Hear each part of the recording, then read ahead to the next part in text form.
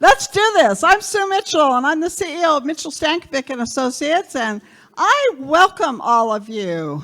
Please turn to your colleague there and say hello. Welcome to the Underground.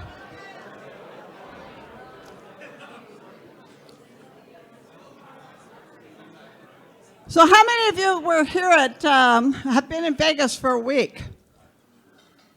Okay, so some of you, some have, some haven't. How many of you have attended an Underground before? Oh, good. Okay, for those of you that haven't, we're going to have some fun today.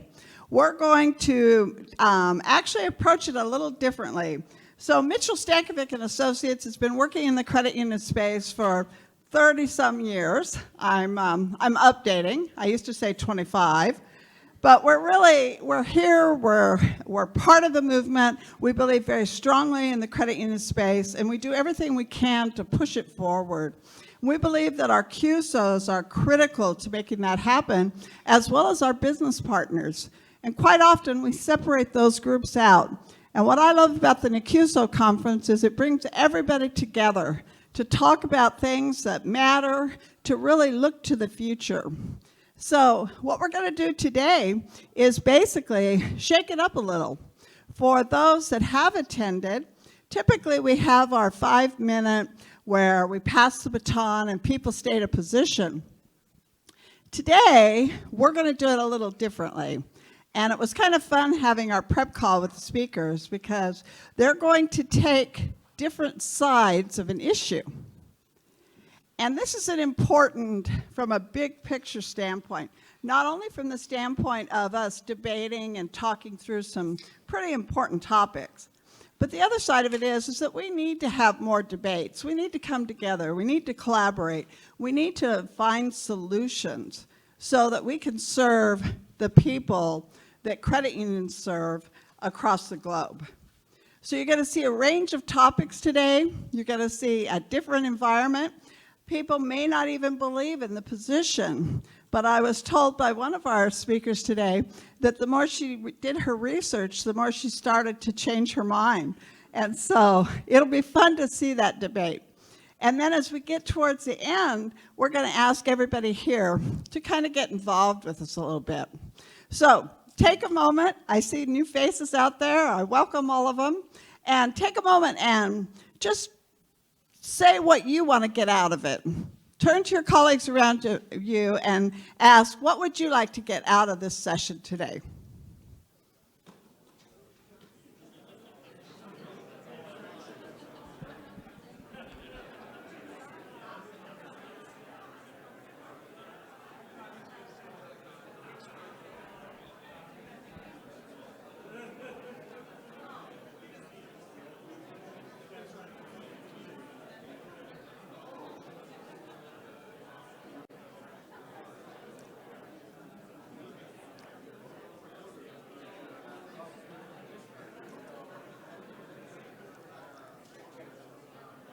All right, let's bring it back. So let's make sure that you get that out of the session today because you set objectives, we come to conferences, it's all about networking, it's all about talking to new people and determining what the next step is for your organization.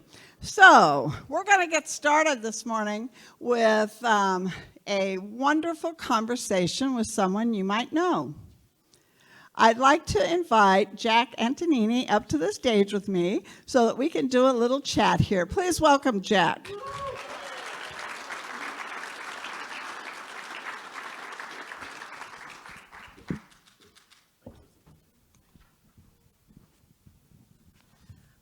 Okay, so is this a busy, what's this I'm hearing that this might be a record CUSO conference for you? Yeah, we actually have 576 attendees, and our previous record was 506 last year, and the record before that was here in 2071 in the fall, because the pandemic caused us to delay it, and that was 471. So we've gone from 471 to 506 to 576, which is pretty amazing. That's what it's all about, right? Yep. That's great. Okay, so we're going to do kind of a fast-paced exchange here. I'm going to ask Jack some questions, and we'll get his feedback. All right? You ready? Sure. I'm going to make sure I'm going through this. Okay. What's your favorite movie? Top Gun Maverick. Now, how crazy is that? So Maverick. It was kind of cool, huh? It was. Okay, best concert ever. I have not attended a lot of concerts, but the best one for me was the Super Bowl game in 1993 when Michael Jackson performed.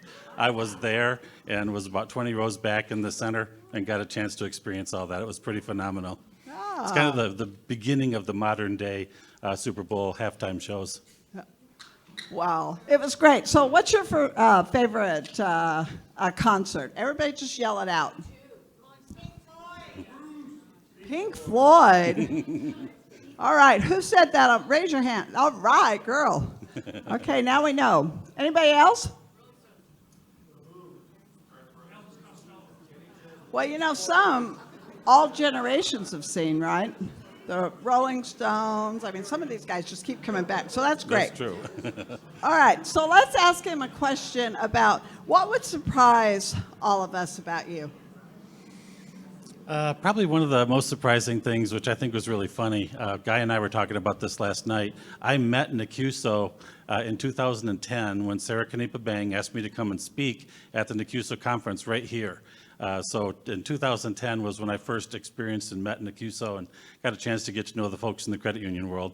I thought that was pretty exciting. Excellent, excellent. So what's your favorite moment in CUSO? Favorite moment has got to be when we were able to get the risk-based capital that was going to be charged for CUSO investment from 250% down to 100%. That was big because we really saw 250% as really having a negative impact on people investing in CUSOs if you had to set aside that much capital toward that. And there was just a real big misunderstanding in terms of what went into that. And once we met with Chairman Matz at the GAC, and Joyce brought her entire senior staff, asked what was the basis of it. She promised to get that for us, and they said it was based upon what the Basel Accord had said and what the bank risk-based capital was. And I had done those calculations as a CFO of a bank for many years, and I'm like, no, that's not right. So when they got it for us, we found out that they were basing it on essentially private equity and venture capital type investments that banks are allowed to do, where the only way you ever get your money back is if it succeeds and you sell it sometime down the road. So your capital's at risk the entire time you have the investment with them. What's comparable to CUSOs is something called a bank service corporation, because banks can't collaborate the way that credit unions can because of antitrust. Bank service corporations are just wholly consolidated, and there's a 100% risk weighting.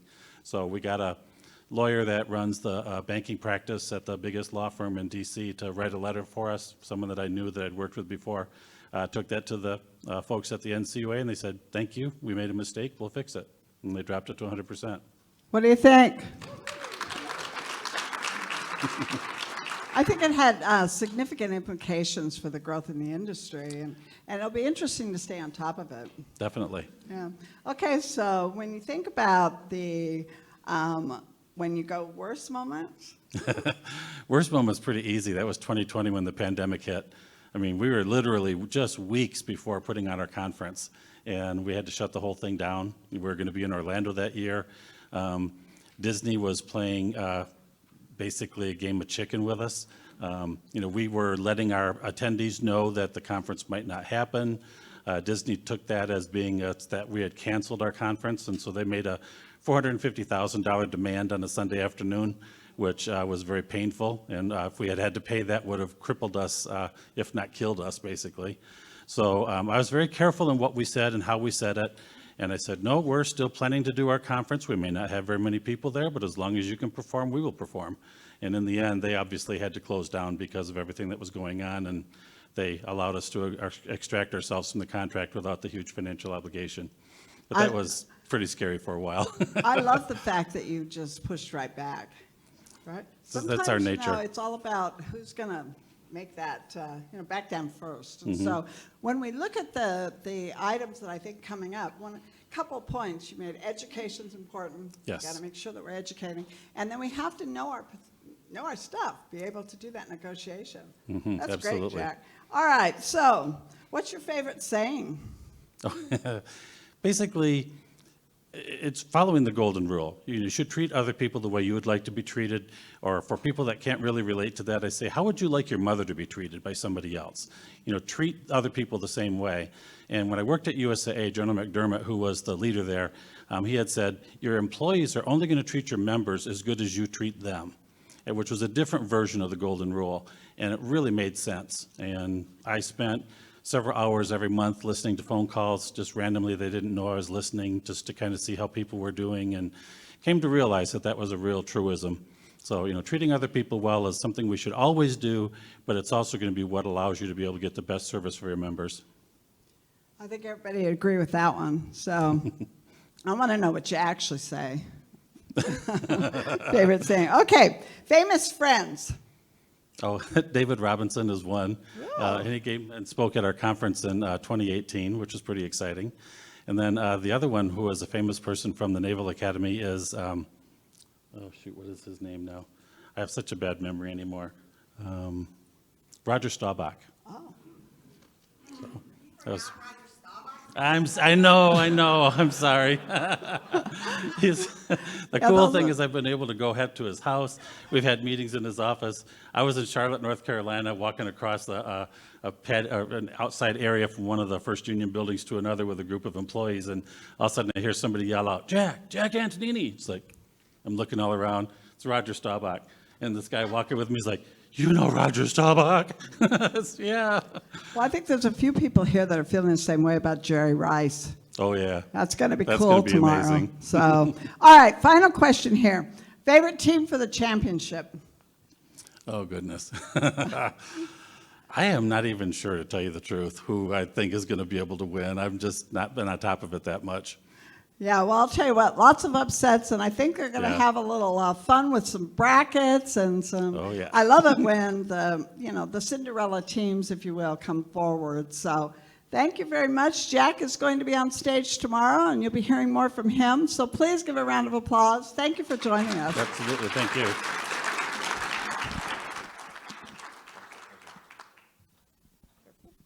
Okay, so let's start. Let's look at why Mayhem.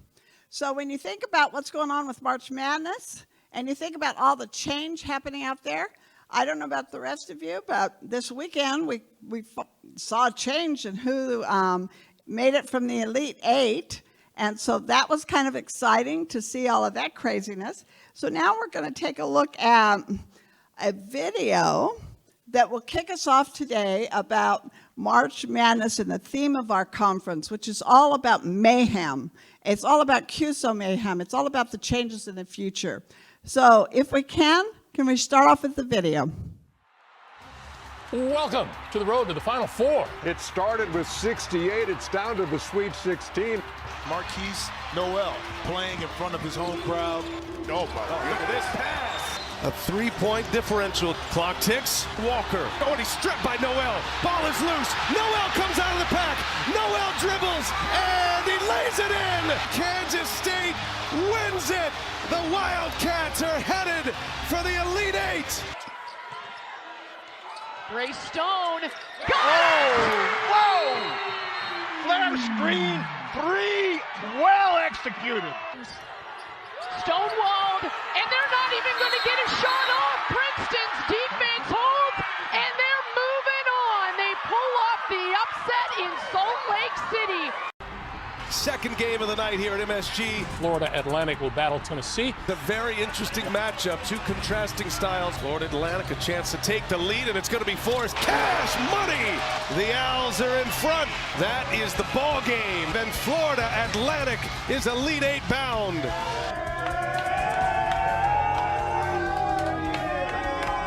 From Las Vegas, 3 consecutive seasons, UCLA and Gonzaga have played each other. Smith sticks it! UCLA has not scored from the field in almost 10 minutes. UCLA trailed 72-62 with 2.5 to go. And since that mark, a 14-3 run for UCLA. Strother for the lead. Bullseye!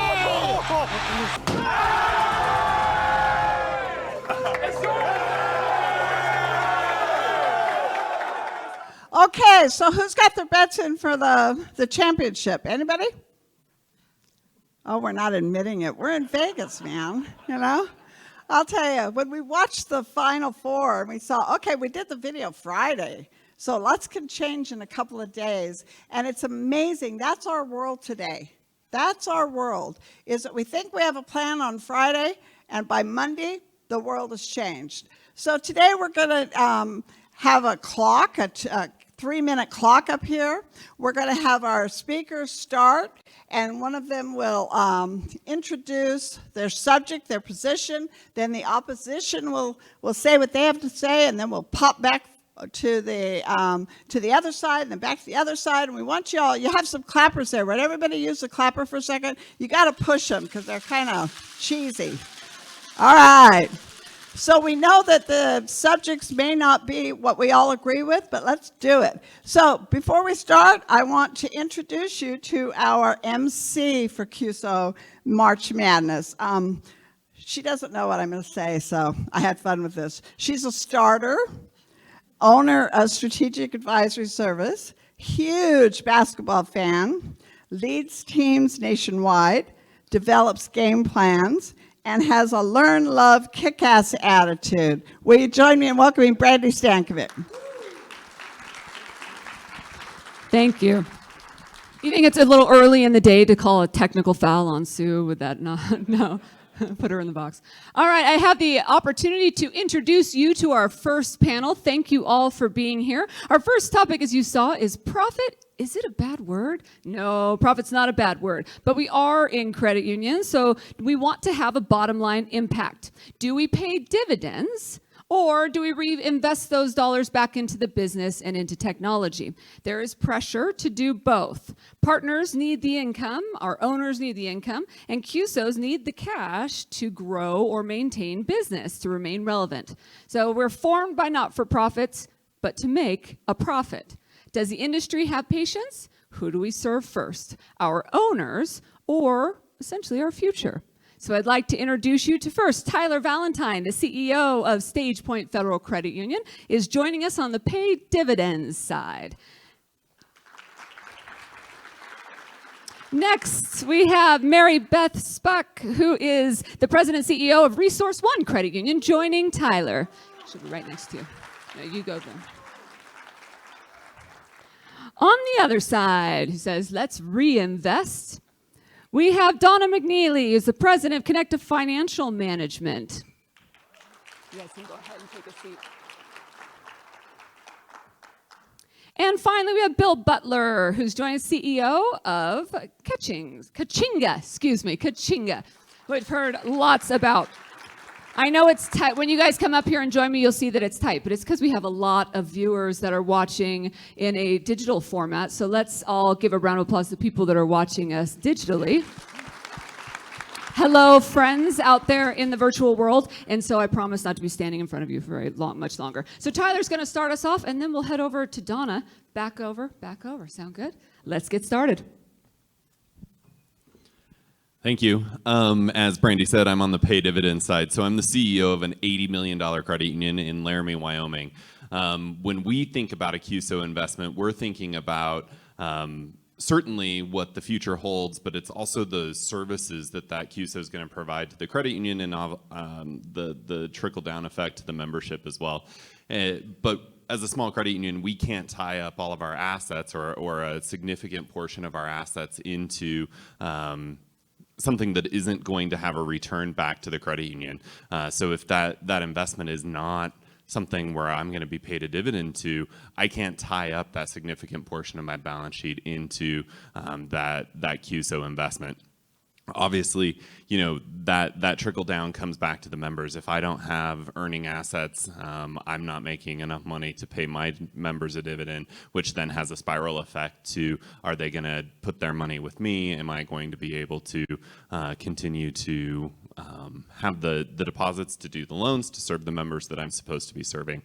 We have a large concentration of auto, which most people do, most credit unions do, but I also do a lot of non-prime lending. We do a lot with service interruption devices, and so we are really working to live the mission of serving the underserved, and it doesn't make sense for us. We can put those dollars into higher yielding loans to our members where we're actually helping and making a difference in the community versus that CUSO investment that may, if it's long-term gains, I understand that in the future we might need that relevancy, but we're thinking about today and the members that we're serving today and the impact that we can make in the community today. So we really believe that if we're going to make that investment in the CUSO, that there needs to be a return to us in that.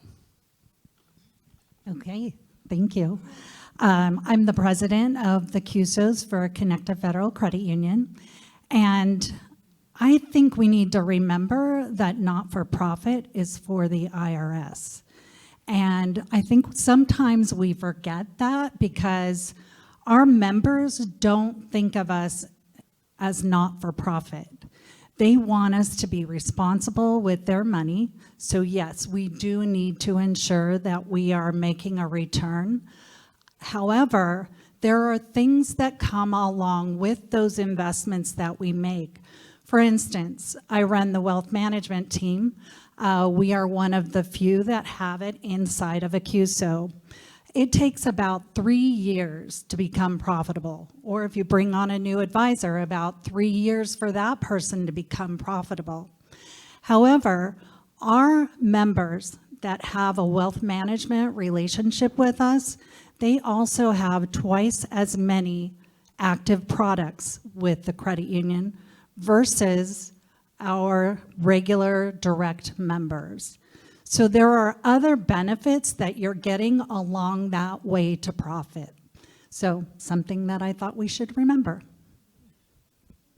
Thank you. As a CEO of a low-income designated credit union and a CDFI, I look to my CUSO investments to generate non-interest income. When I look at my loan, my average loan and my average deposit, because I'm a low-income designated credit union, I'm significantly lower than my peers. Right? So I have to look at other ways to generate income so that I can reduce those fees that my members are paying. So CUSO's investments are that way. And I look at it from the perspective of, if I don't pay dividends to my members, they're not going to stick around, right? So, but yet, as a leader of a credit union, I have to figure out a strategy of how do I pay dividends, but how do I also invest in technology for my credit union? And so if I'm looking at my CUSO partners, I'm looking for the same thing. I'm looking for the leadership to figure out how do I return dividends to my owners, but how do I also continue to build the CUSO in the organization? All right, thank you. So I'm Bill Butler, and I run a fintech company, so a little bit different perspective here. Our company actually helps provide technology to educate kids and families and just be a resource for the community to teach kids about money. You know, my approach is different here because I'm a technology company, and so I definitely value the investment in technology. But setting that aside for a moment, you know, I do see both sides. It's really interesting, though, what it would take to invest or reinvest in the business. And so while I see the side of you know, the importance of paying out dividends, really from a technology standpoint, it's important to reinvest back into the business. And so really, as I think through that investment long term, there's a lot of different ways. No, just a second. So in terms of investment, really the way I see it is there's three important aspects of investing, right? So you have to look at the competition, number one. You have to look at the speed of innovation. And number three, you need to look at the member experience, right?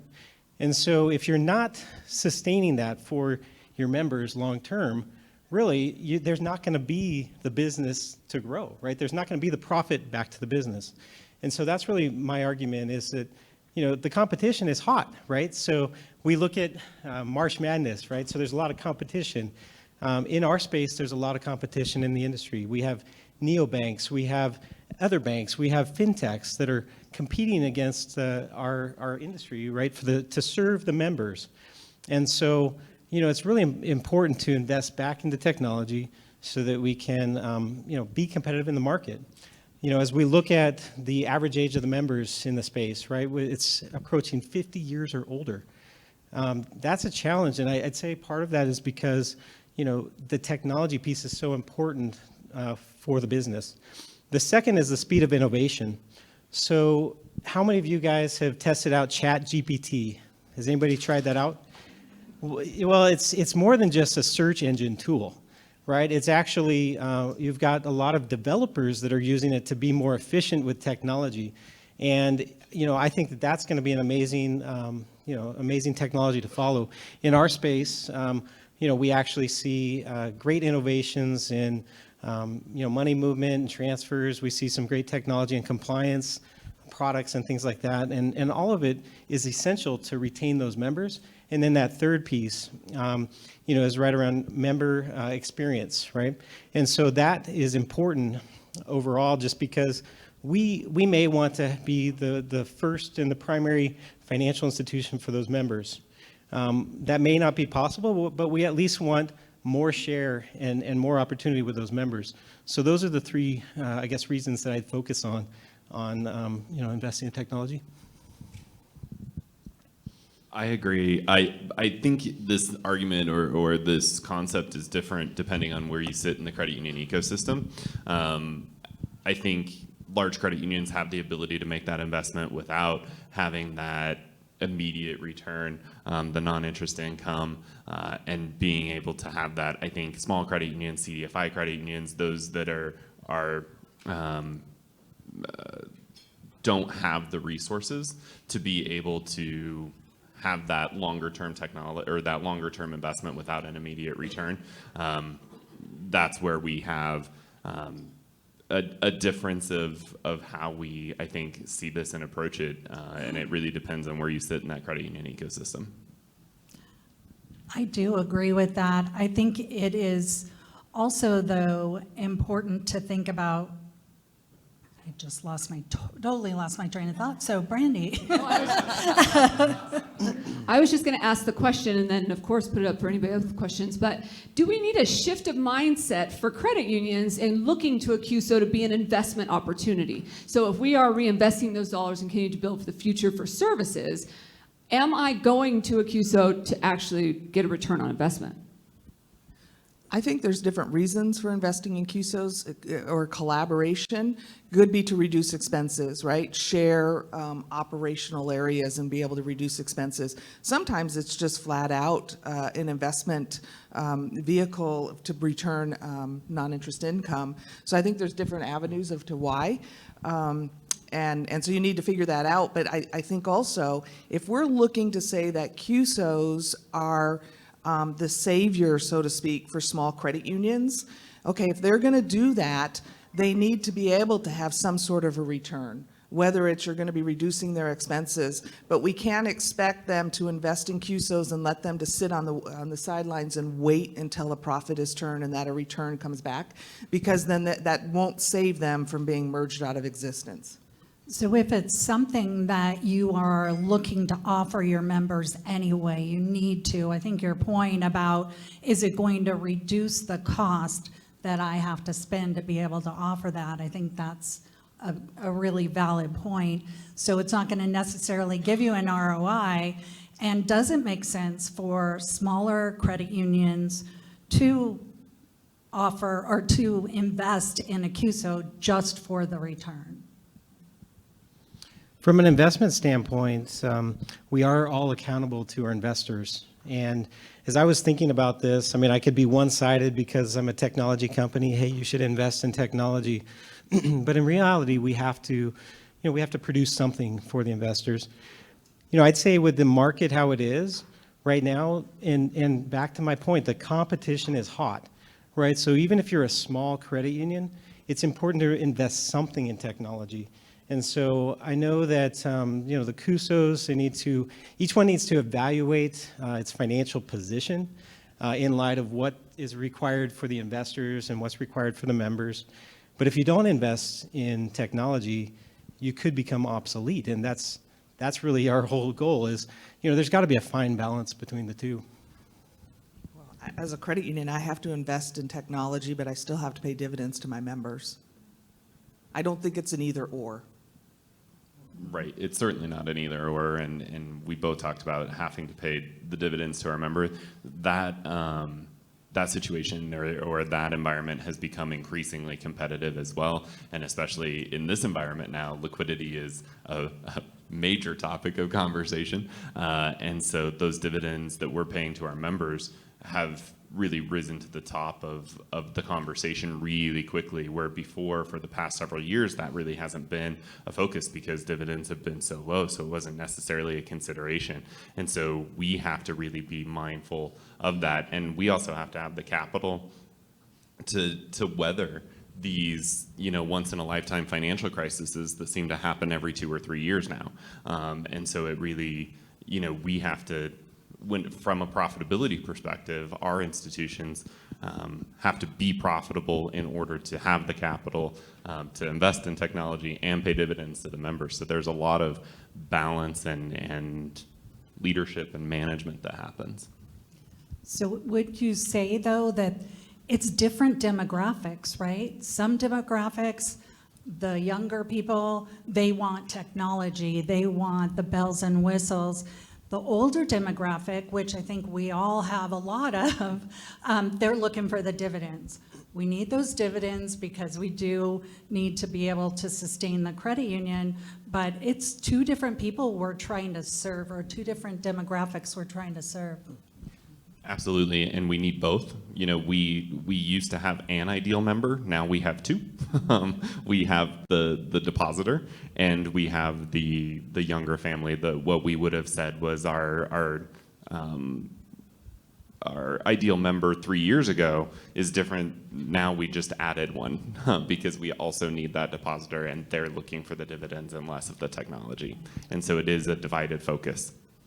Well, and I'd argue that even the depositor likely has, the potential to be a broader customer, right? And so that's part of the challenge of being primary financial institution with, that customer, right? If you're not offering the services that they need, you may get their deposits, but maybe not all their deposits. And in addition, you might not be getting other services that they could be, using through you. Any questions from the group out here? All right, so I'd like you guys, we have one in the back? All right, coming around. We want to get you on the mic because people online are listening. Quick question. So we're a new CUSO, and we provide services to our clients.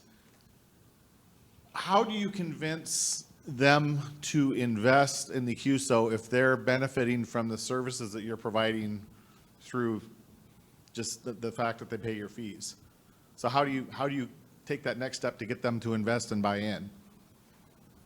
To go from user to owner. Is that fair? Yeah. So what are you offering to entice me to invest in your CUSO? What's my return?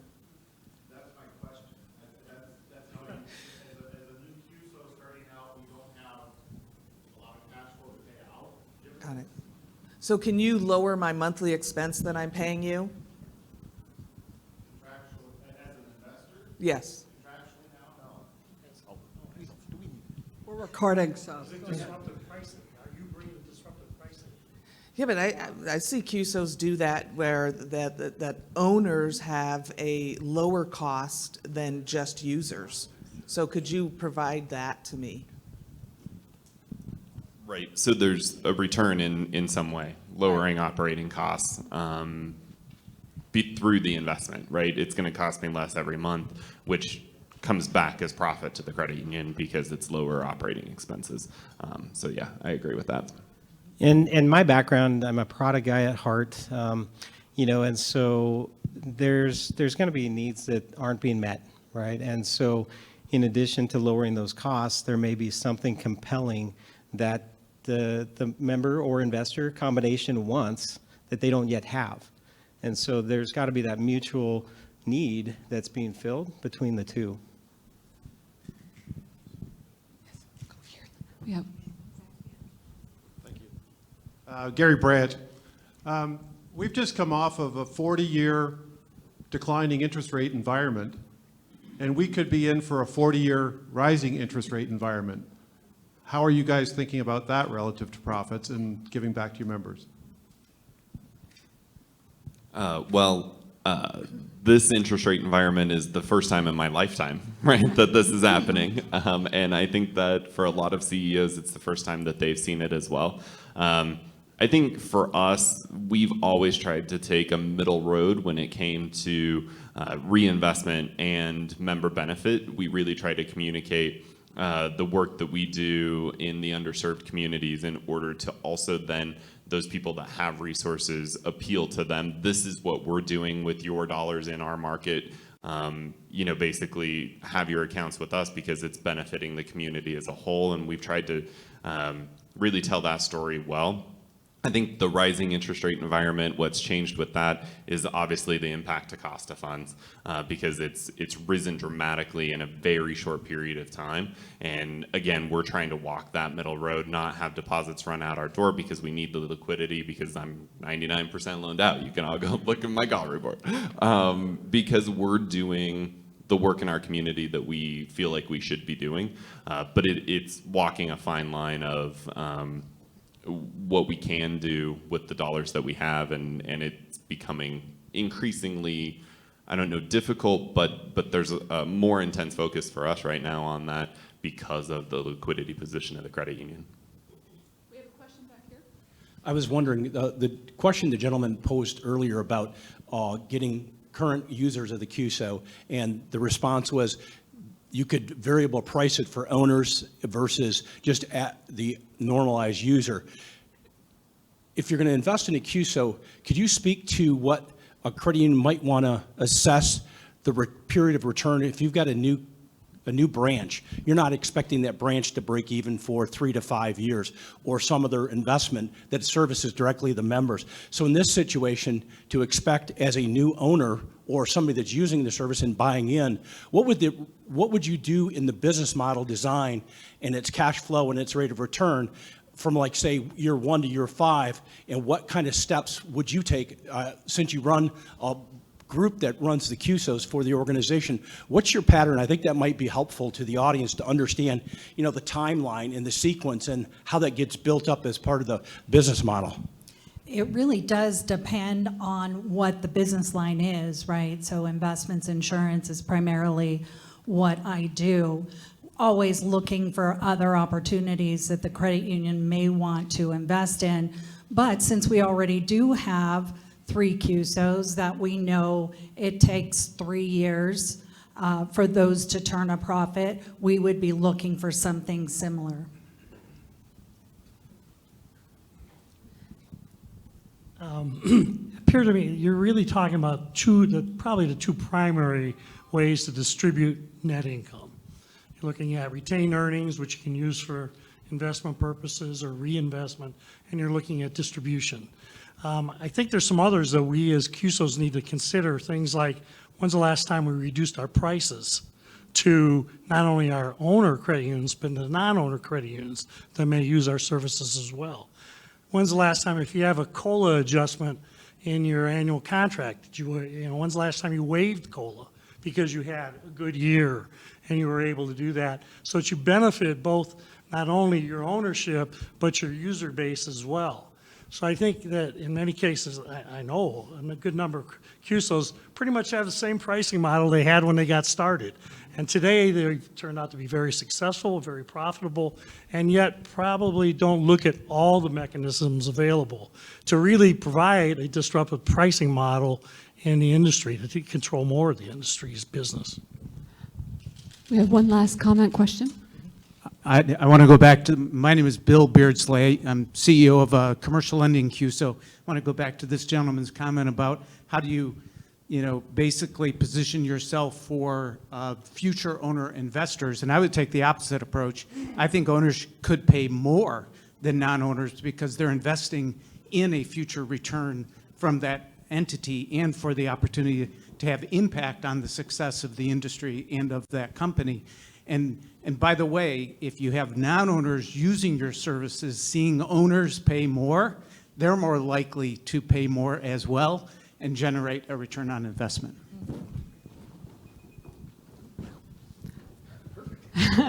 All right, let's give our panel a warm round of applause.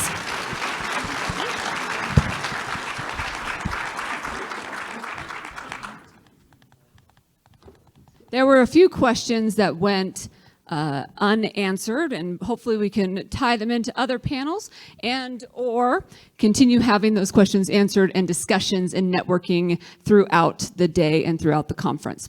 I would like to now introduce our next topic and panel, and that is emotional intelligence plus digital intelligence. Thoughts into action. Emotional intelligence and digital intelligence come together, causing this idea that thoughts are into action. We must, you must, but do what? What will it take to back our market share, grow our impact, and bring our members to our CUSO? So to continue the conversation, it is showtime. We need to have our innovation take a path that we can take us into the future. So I have some experts to bring up here in the panel. On the emotional intelligence side, first we have Becky Reed of Focus on Emotional Intelligence. She's the president and CEO of Lone Star Credit Union.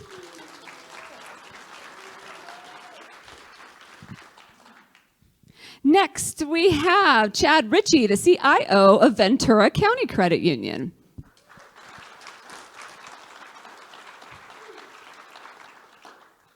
And as he comes up on the digital intelligence side, first we have George Estrada, who is the principal strategist for AWS, Amazon Web Services. And finally, we have Ed Chang. He's the EVP and CIO of Logix Federal Credit Union. So we're going to start with Becky and then over to George and back and forth. And if you guys would do me one favor, as people ask questions, if I happen to not be able to jog fast enough to them, will you repeat their question into the mic? Sure. Excellent. All right, take us away. I get to start? Yes? Okay, so many of you, and I have prepared remarks, sorry, I tend to ad-lib and I absolutely will forget what I wrote down and go off the rails. So I'm going to read my prepared remarks. For those of you that know me, you're probably surprised that I would choose the emotional intelligence side of the table. I am a technologist and I have a reputation for embracing technology solutions.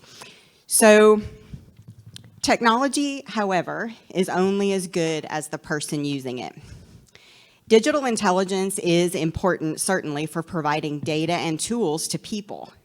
However, data can't provide insight. That requires human interpretation.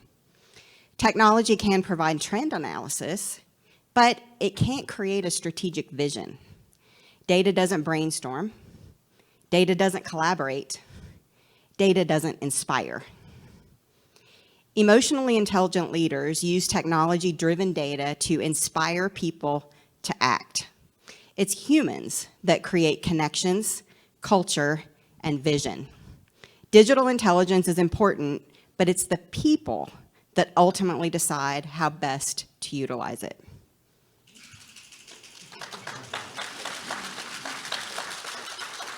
Great, great opening, and George Estrada, AWS. The position I'm taking is that we need to raise our digital IQ. The leadership team needs to raise a digital IQ. And what that means is that we need to demystify technology. We need to bring other stakeholders. As a former CIO and CTO, the challenge that IT faces for the most part is that most of their peers are not as engaged. They come in and they say, we need to be a data-driven organization. And then you say, okay, so what does that mean to you? And they're like, well, you figure it out, right? And so it is important to raise the digital IQ from the CFO down to the CMO. And the reason for that is that there's real implications, there are real numbers. MIT did some research and found that organizations across the board that had 3 or more leadership leaders that were digitally savvy, and they defined digitally savvy as someone who knows what the impact of technology on their line of business could be. They found that 3 or more leaders in a leadership team can almost double not only their efficiency and their productivity, but also 15% higher profits against their competitors. And that's real numbers. And they found that organizations like that tended to go from command and control leadership teams down to coach and advise teams. So they included across the board stakeholders, whether it was someone from the call center all the way up to the CEO. So the change in thinking, the demystification that happens by raising a digital IQ is that you no longer look at this as IT's job. You look at this as something that the leadership team has to own and understand. So I think the importance on raising the digital IQ is critical for the sake of the survival of businesses across the board.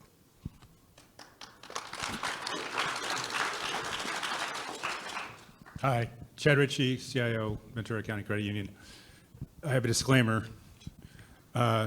Corey, a board member of mine, is in the audience today. I still believe in digital intelligence, I promise. But I'm going to take the emotional intelligence side. While I like George's argument, I believe that the focus needs to be on outcomes. As a CIO, my job is to deliver information securely, at speed, that can scale. At the end of the day, that's what I'm doing. I'm just making sure stuff needs, wherever it needs to go, it's getting there in the right way, and the information is consumable by the people in the business lines. And it's really about the employees and the members that we have to focus on those outcomes. What are the outcomes that they're getting from technology? And we have to be emotionally intelligent to understand that. It's not about whether I use AWS or Azure. Nothing personal, George. It's not about those kinds of decisions. While those are important, at the end of the day, what we need to be thinking about is, what is the member going to feel when they're interacting with this? If they decide to go through a digital channel and then step off to a physical channel and then they want to get back on to a digital channel, that's great. But how do they feel about that process? If that's painful, if that causes friction, if that causes them frustration at any point, as technologists, we haven't done our job right. So we have to focus on the emotional piece of this from the member and the employee's perspective. The same thing goes for our employees.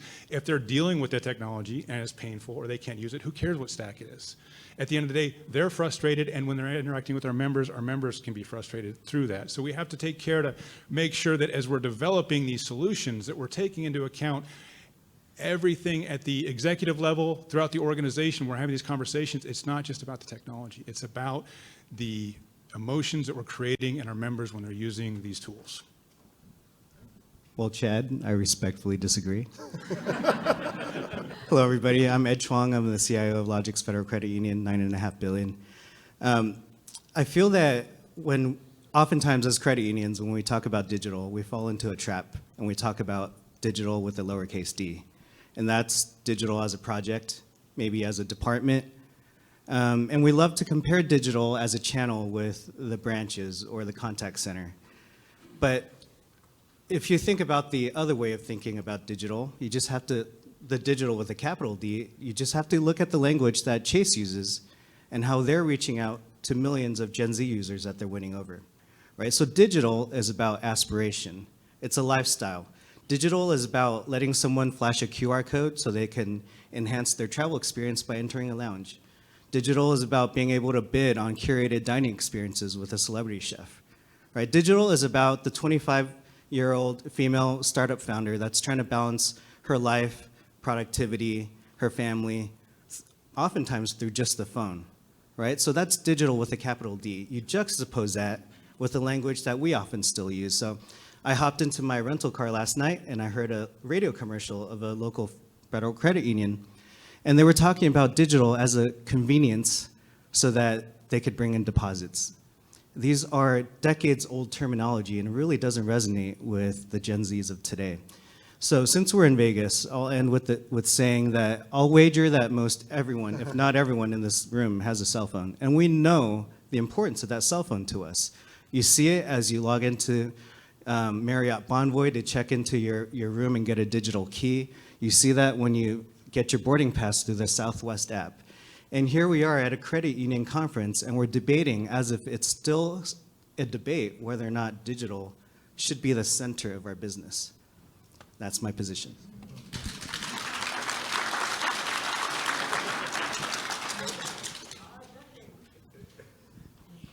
I just want to say that every single one of these guys talked about people using technology. And so that proves my point. That it's really all about the people. Certainly, technology can move our initiatives forward. It can make our lives easier. But credit unions are in the business of people, ultimately.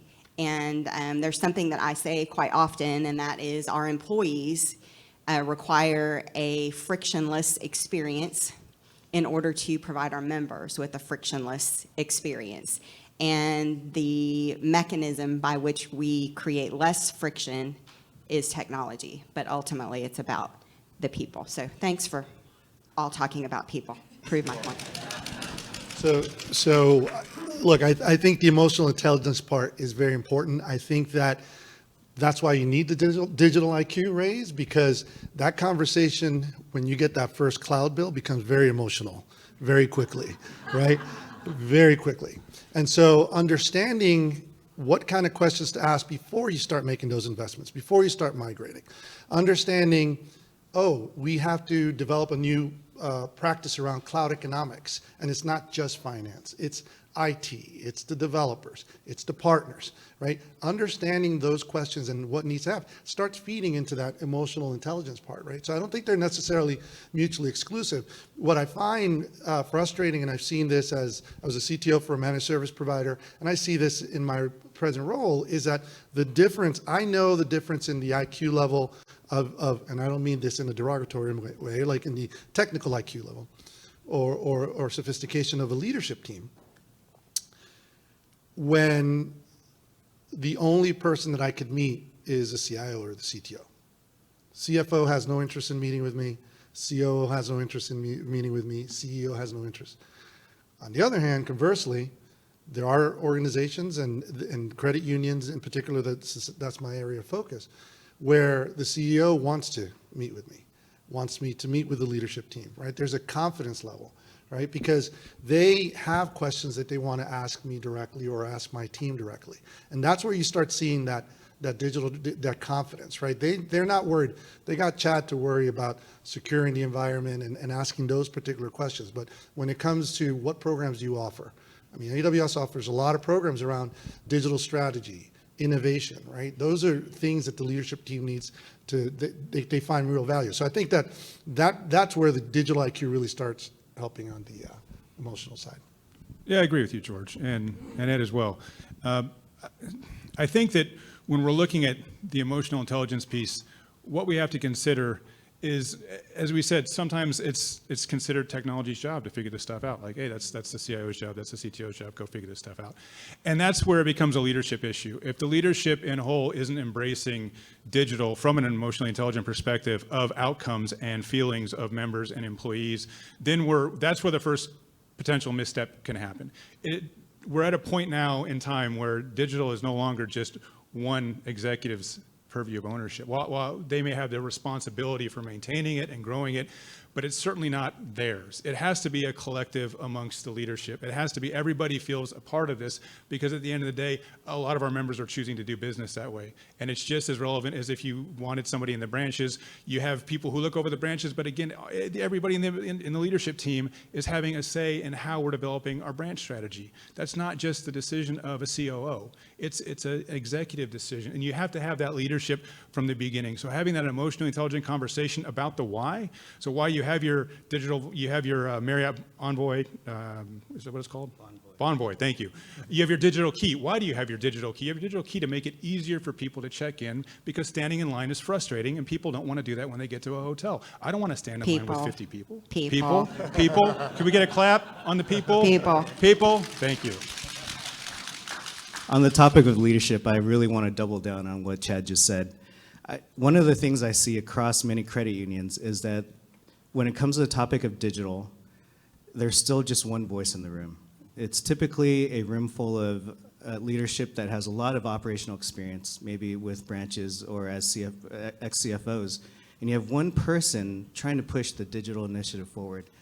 And oftentimes they're saying those words, but they're saying it to boards that won't even turn on their camera at Zoom meetings, right? So there's a disconnect between wanting to do something and then every so often throwing out Amazon as an example, but then just really not meaningfully pushing the envelope forward. Do we have questions from the group? All right, hit us up.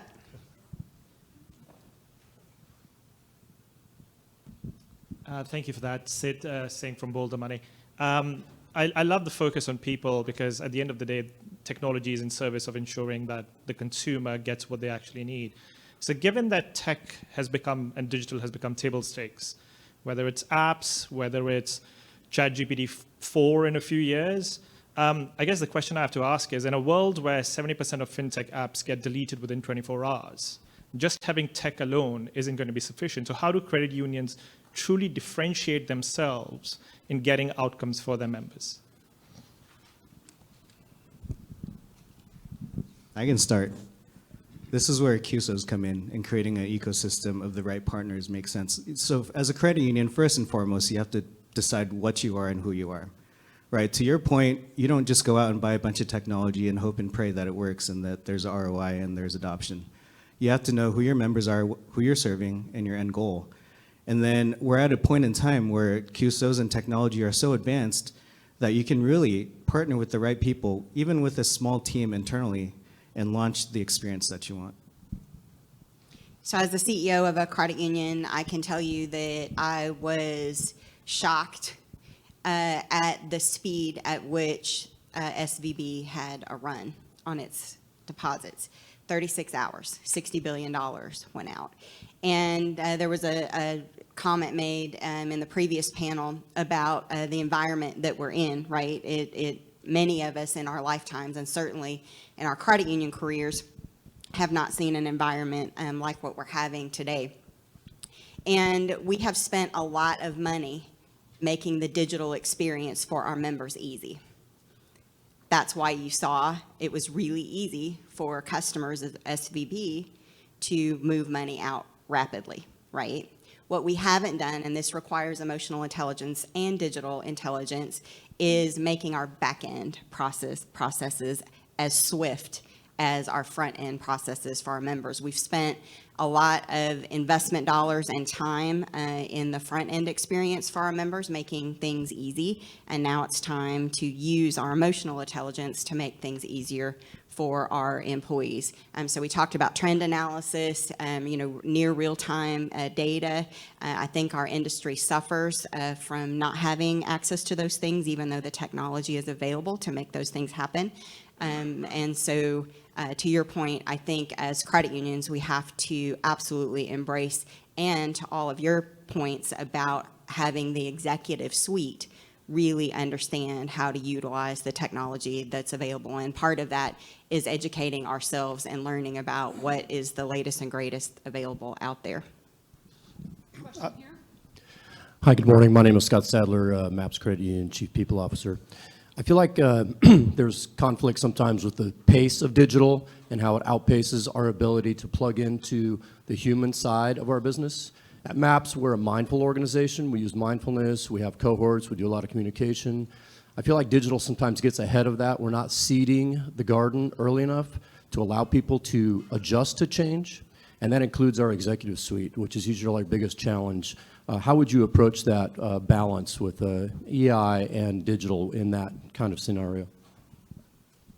It starts with the strategy. And if the strategy is solely on digital, then that's the road you're going to go down. You're going to have people who are creating really cool stuff that maybe nobody's asking for and you don't know what the benefit is.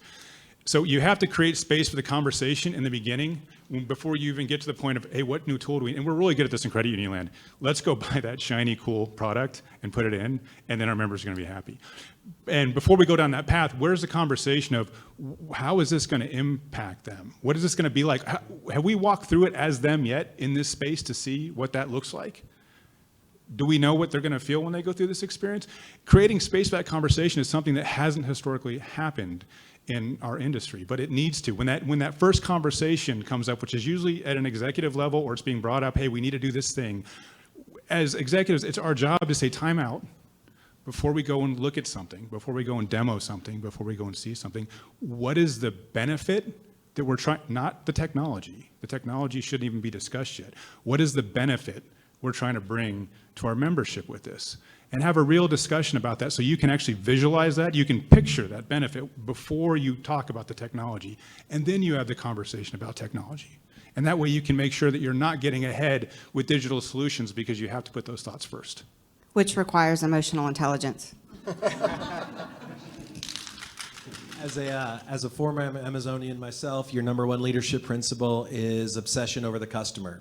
So as you're selling technology into credit unions, how are you translating that obsession into credit unions passing that on to their members, where the credit unions are using your technology to obsess over their members? So that's a great point. So we have 15 leadership principles. The first one is customer obsession. And it even extends a little bit and talks about how we pay attention to the competition, but we obsess over our customers, right? And we have a methodology working backwards. And it's very similar to what Chad's been talking about, the outcome. We start, what is it that we're trying to do, work backward. And so when we work with credit unions, that's primarily what we do. It's like, what are you trying to do? Well, I want to go into the cloud. Why? What are you trying to solve? Well, because I want to create a better member experience. Why? What's wrong with the experience you have? Right? It's lots of questions. And you'd be surprised how sometimes you start down that path and it's like, okay, well, that's exactly not what, we don't want to do this, we want to do that. So we focus a lot on that. We have programs directed and geared to leadership teams, board members, C-suite, around building a data strategy, around learning how to innovate, right? Your CMO and your COO should know, and your CFO should know what innovation looks like from beginning to end. They should be part of that workshop. And finally, we are very much focused on the idea of the member experience. We formed a team because we understood, for credit unions, because we understood that they were not like financial institutions, right? And so myself and about another 11 individuals, we are the credit union team, and we're focused solely on credit unions. So that's how we try and deliver those values and those mechanisms in. Last question here. Again, Gary Brandt, and we're launching a new CUSO members mobile. So my experience has been in telecommunications for 40 years. And I guess I would ask the folks in the credit union space, if they looked at their database, how many landline phone numbers do they still have in their database for trying to contact their members versus their smartphones? And it really starts with the smartphone.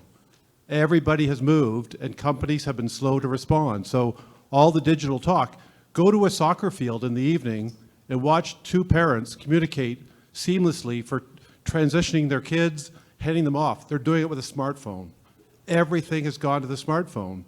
And the businesses have been really slow to respond. And all the efforts to put apps on the smartphone, they're struggling because the adoption rate and the usage rate is 20 to 30%.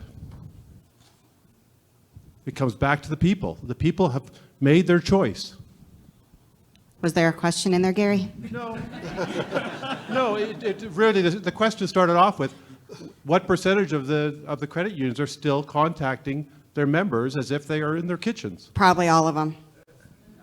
No, it's one of those things. Credit unions, I think, have been slow to manage and utilize our data. Now we're getting better, but definitely, I think we have some emotional intelligence. I think the challenge is that it's overwhelming. Right? There's a ton of data, and people have been saying for years, consultants have been saying for years, I mean, why don't you tap into that amazing database that you have, because you know where your members are spending their money, you know what they're doing, but it's an enormous amount of data, and frankly, it takes more than just a software that provides dashboards to be able to understand and recognize what to do with that data. So at Lone Star, we start off with a question. Let's ask a question, and then let's use data in order to try to determine the answer to that question so that we can move forward. And it ends up becoming a little bit of a rabbit hole. go this way, and then you start moving this way and that way, and pretty soon you're really far down into the rabbit hole. But I think using emotional intelligence to analyze the data that we have is continues to be a challenge. We're getting better, but to your point, I can tell you probably we have a lot of wrong addresses and wrong phone numbers in general in our database. 2 quick points on that. I think data governance, data cleanliness is a big issue, and I think at all of our credit unions, we still have many landlines in our databases. I think a big thing that we need to do is more of these panels to show that data governance and data cleanliness isn't one person's job. It's not a department's responsibility. It's an entire credit union that needs to get on board, starting with how we collect data at the teller line, all the way through how we display it on a screen. The other thing is, I think we're lucky where we are today with technology that can sit on top of legacy infrastructure and really help us use even bad data to do really cool things. So I think we need to attend more meetups and talk with fintechs and CUSOs to see how we can make that happen. And I like to tie up a couple of questions that came up. The single biggest asset that I've learned over the last couple of years that credit unions have, and in this climate even more so, is trust. It's invaluable, right? One bad experience with an app, you lose trust, right? And so I understand the apprehension. I understand that's why the importance of raising the digital IQ. I remember from when I used to work in restaurants that one good experience in a restaurant, you only told 2 individuals. One bad experience was 8. And I'm pretty sure that I'm pretty confident that that would be a very close one. So the idea of, there's this concept there's this phrase in Italian, it's festina lente, which means hurry slowly. And I think of credit unions being in that stage, right? They got to hurry slowly, and that's why the importance of raising that digital IQ so that everyone can make that decision together. And can I drop the mic? Yes. What an excellent way. Let's give this panel a round of applause. Thank you, guys.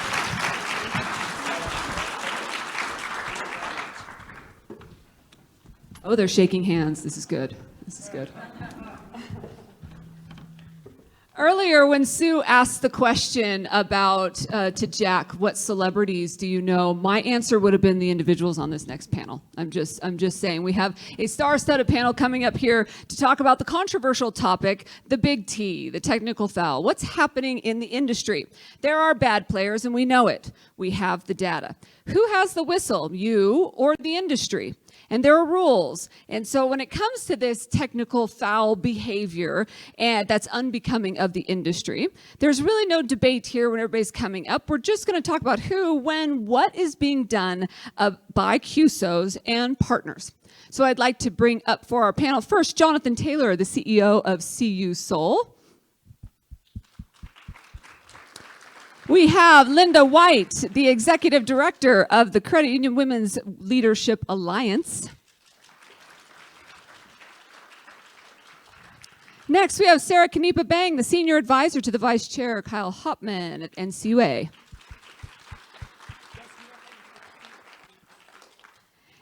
And Dr. Brian Branch, retired CEO of the World Council of Credit Unions.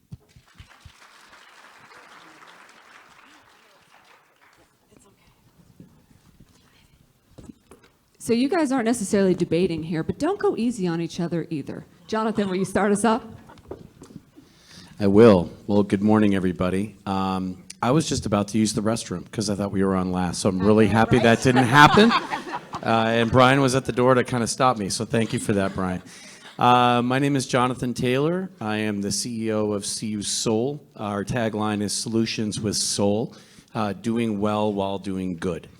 And the crown jewel in that initiative, and I'm not texting anybody, I'm just keeping an eye, because like Becky, I also go off the rails, ask anybody who knows me. So I've got my points here. But the crown jewel in that is a program called CU Safe. This is the heavier part of the show, I would say, folks, but I think it really speaks to the why, the importance of what we do each and every day. So I'm a Maine boy. I actually am from Winslow, Maine, which is the town right next to Vassarboro, Maine, where Brian is from, which is a small world indeed. When I took this job 2 years ago, I took it for one major reason, which was because of this program, CU Save. So starting out today, I wanted to do a little bit of an exercise. And this is going to be a little bit painful for folks, but bear with me because I think it's important to talk about. So please put a hand up if either you are a survivor of domestic violence or you love someone who is. Please put your hand up if you are a survivor of domestic violence or love somebody who is. Now take a look around at how many people in this room just put their hand up. Okay, that is just in what's in this room. Now think about your membership. Think about your employees. Think about your community. And also think about the fact that we just went through a very difficult time in a pandemic where people were not nice to each other. And also think about what's the number one stressor for relationships. It's money, right? So at CU SAFE, that's an acronym, Survivor Advocacy for Financial Empowerment. That's a program that was founded in Albuquerque, New Mexico. That was the reason why I said yes to this job. And basically it's two credit unions, US Eagle and Rio Grande, that came together and said we need to do something for our community because this is a real problem in that community. But of course, it's a real problem everywhere. When I had the honor of taking over as the CEO, I looked at this program. Candidly, it was in shambles. It was just stuck. And the reason why it was stuck was because of the overwhelming amount of people that needed help. These domestic violence resource centers are overworked, underpaid, understaffed brutally. I mean, imagine every single day working with these folks that need help. We have 3 very talented women in the Albuquerque Domestic Violence Resource Center. Guess how many cases they processed last year? 3 women. 18,000 cases. 18,000. Break that down by hour. I haven't done the math, but that's really, really difficult. And the 2 ways that folks typically reach out are phone call and walk-ins. Okay, so one of the issues we ran into was that we had a bottleneck because we just couldn't get folks over to the credit union. And the whole point is to provide what we call a safe path between domestic violence resource centers and credit unions to be able to do what we do best, right? Which is help folks when it comes to money, when it comes to a new PFI, because those accounts need to be separated, the money needs to be separated. Lending, regardless of credit, because they need a hand up. That was part of why I did the hand up, by the way. Not a hand out for domestic violence. And also to provide counseling of a different kind, credit counseling. Credit is abused right along with the individual in order to control. So how can we help those people whose credit has been destroyed on purpose to control an individual? So it was slow going when we started, when I came in, and the folks did an admirable job of getting it up, but we just didn't know what we didn't know. And so today we have a wonderful program with a lot of work from both the credit unions, the domestic violence resource centers, but we recognized early on that we needed technology. And it's funny, as I looked down the list of all of the different topics, I thought, this resonates with us in every single thing we do. Profit is not a bad word. We have to do well while doing good, or we can't continue to do good, right, if we don't do well. Just the fact that we need emotional intelligence mixed with technology, so our saying at CU Soul is we need to take technology and empathy and combine them into tempathy. And there's my time.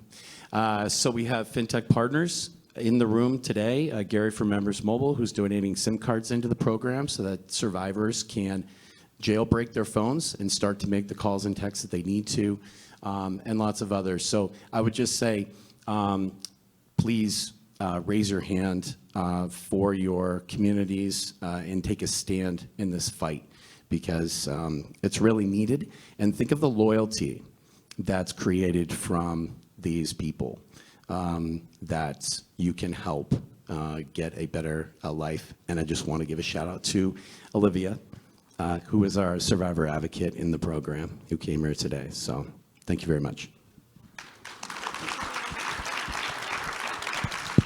Wow, just wow. When we were talking about this, I just wanted to kind of tag on to that real quick. How many of you remember when women couldn't apply for loans without their spouse? Right? Right? And so there's a lot. We've come a long way, baby. So I actually have had the opportunity, and Sue Mitchell, Noodles in the Wall, we'll talk about that later. That's an inside joke. I've had the opportunity to be on the forefront of a couple of organizations. One with Sue's support and pushing was the Global Women's Leadership Network. Having been the co-leader of the first sister society, and that was back in, I think, was it 2012? And now, I don't even know how many we have now. It's over 200 worldwide, to see that grow and to see what we can do to help the impact of women, not just locally, but internationally. And just like not knowing, and women in other countries, the things that they cannot do and how we help them. The other thing that I'm able to be a part of is to be a founding member and now the executive director of the Credit Union Women's Leadership Alliance, CULA. So you'll hear the acronym CULA a lot. And that's for female CEOs of credit unions under 300 million in assets. So we kind of answer the E and the DEI part of the spectrum. Because when you think about women that JT's talking about, what about if they're running credit unions? Or what is that circle or that conversation look like for women that are running smaller credit unions? We're not here to male bash it. Is absolutely not. We never even talk about it. But the conversations are certainly much different. And when you take into consideration that we have women from all over the country that are members and rapidly growing, to hear what they're dealing with in their organizations, it's so enlightening, and I'm humbled to be the first executive director. Because we were founded amidst the pandemic. We launched in 2020, and we now have 160 members, and we have over 2,000 members that are eligible, CEOs in the country that are eligible to join our organization. And when we hear the heartfelt conversations that we share in our monthly meetings, you would be amazed at what comes from some of these women. So we're here to help sustainability of small credit unions in the ecosystem, because we know the majority, and Sarah's got this data, I'm sure, about how many small credit unions are in the country. Most of the credit unions in this country are small, and then most of them are run by women. Women have also paved the way to make those jobs look attractive when they did the grunt work, but now they've become more attractive. So that percentage is leveling out. Because I have a lot of male counterparts when I was a CEO that I rely on, but yet the conversation is different. It definitely is. I have a brother from another mother that I always say if he was in the room, the conversation would go so different. So we're here to support, uplift, and really when we were talking, it's like I can't wait to hear what we can do with CU Soul. And I'm here at the CUSO conference because I've been investigating some of the CUSOs and what can we do for our organization, because we are smaller credit unions. How do we collectively band together to present something? So I'm actually trying to break the mold of one of the CUSOs, and I can't wait to talk to the founder because I can see how it can help all of our small credit union communities with the nonprofits in their area.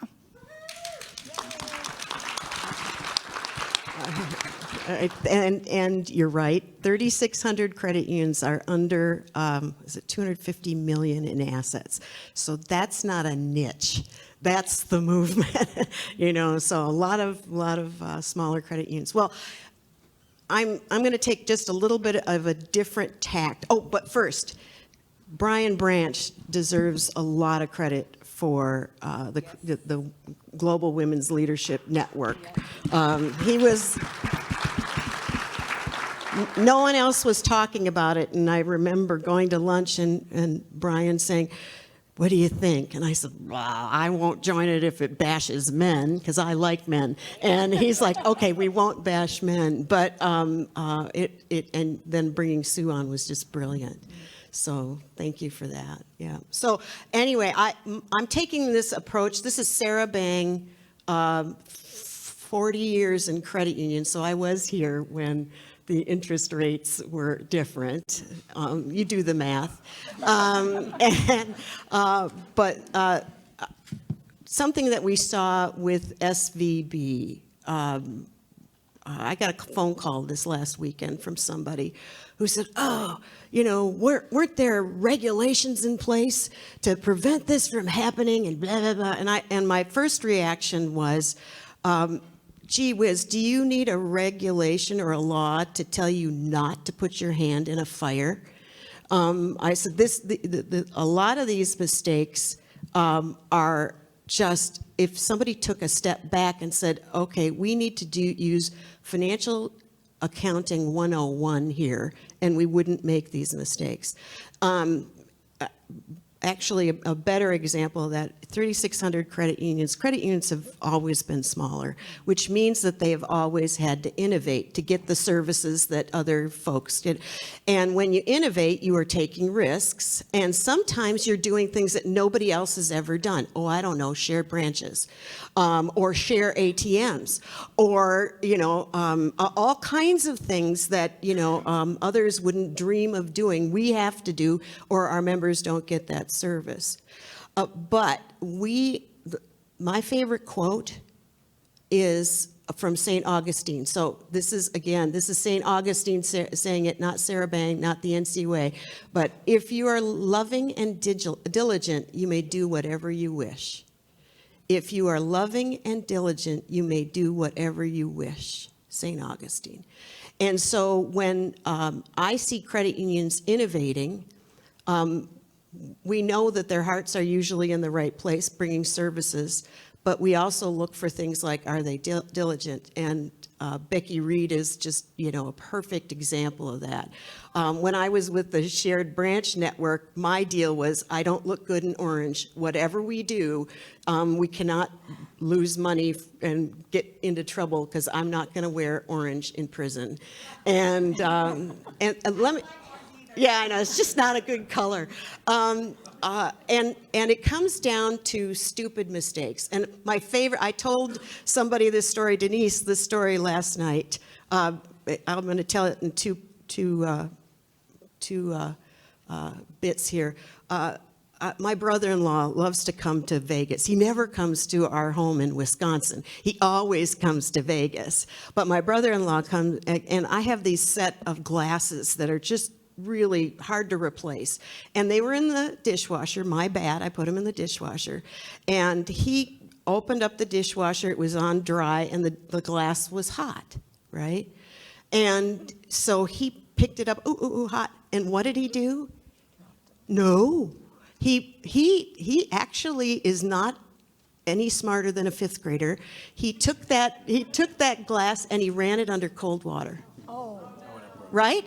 So, all right, are you smarter than a fifth grader? All right, so all right, this is a good story and to tell about, that's a simple mistake. It broke my favorite glass. Here's a better story on this. Does everybody remember, those of you who were born, in 1986, January 28th, the Challenger explosion? Do you remember that? Do you remember what caused that? The O-rings. Do you know how they explained it? Richard Feynman, absolutely friggin' brilliant man. It was again, are you smarter than a fifth grader? He took a glass of ice, put the O-rings in the glass of ice because it was cold that night, right, before it went up. He basically froze the O-rings, and then he cooled them, or how did that go? He heated them up, and then he put them in the glass of ice, and they broke.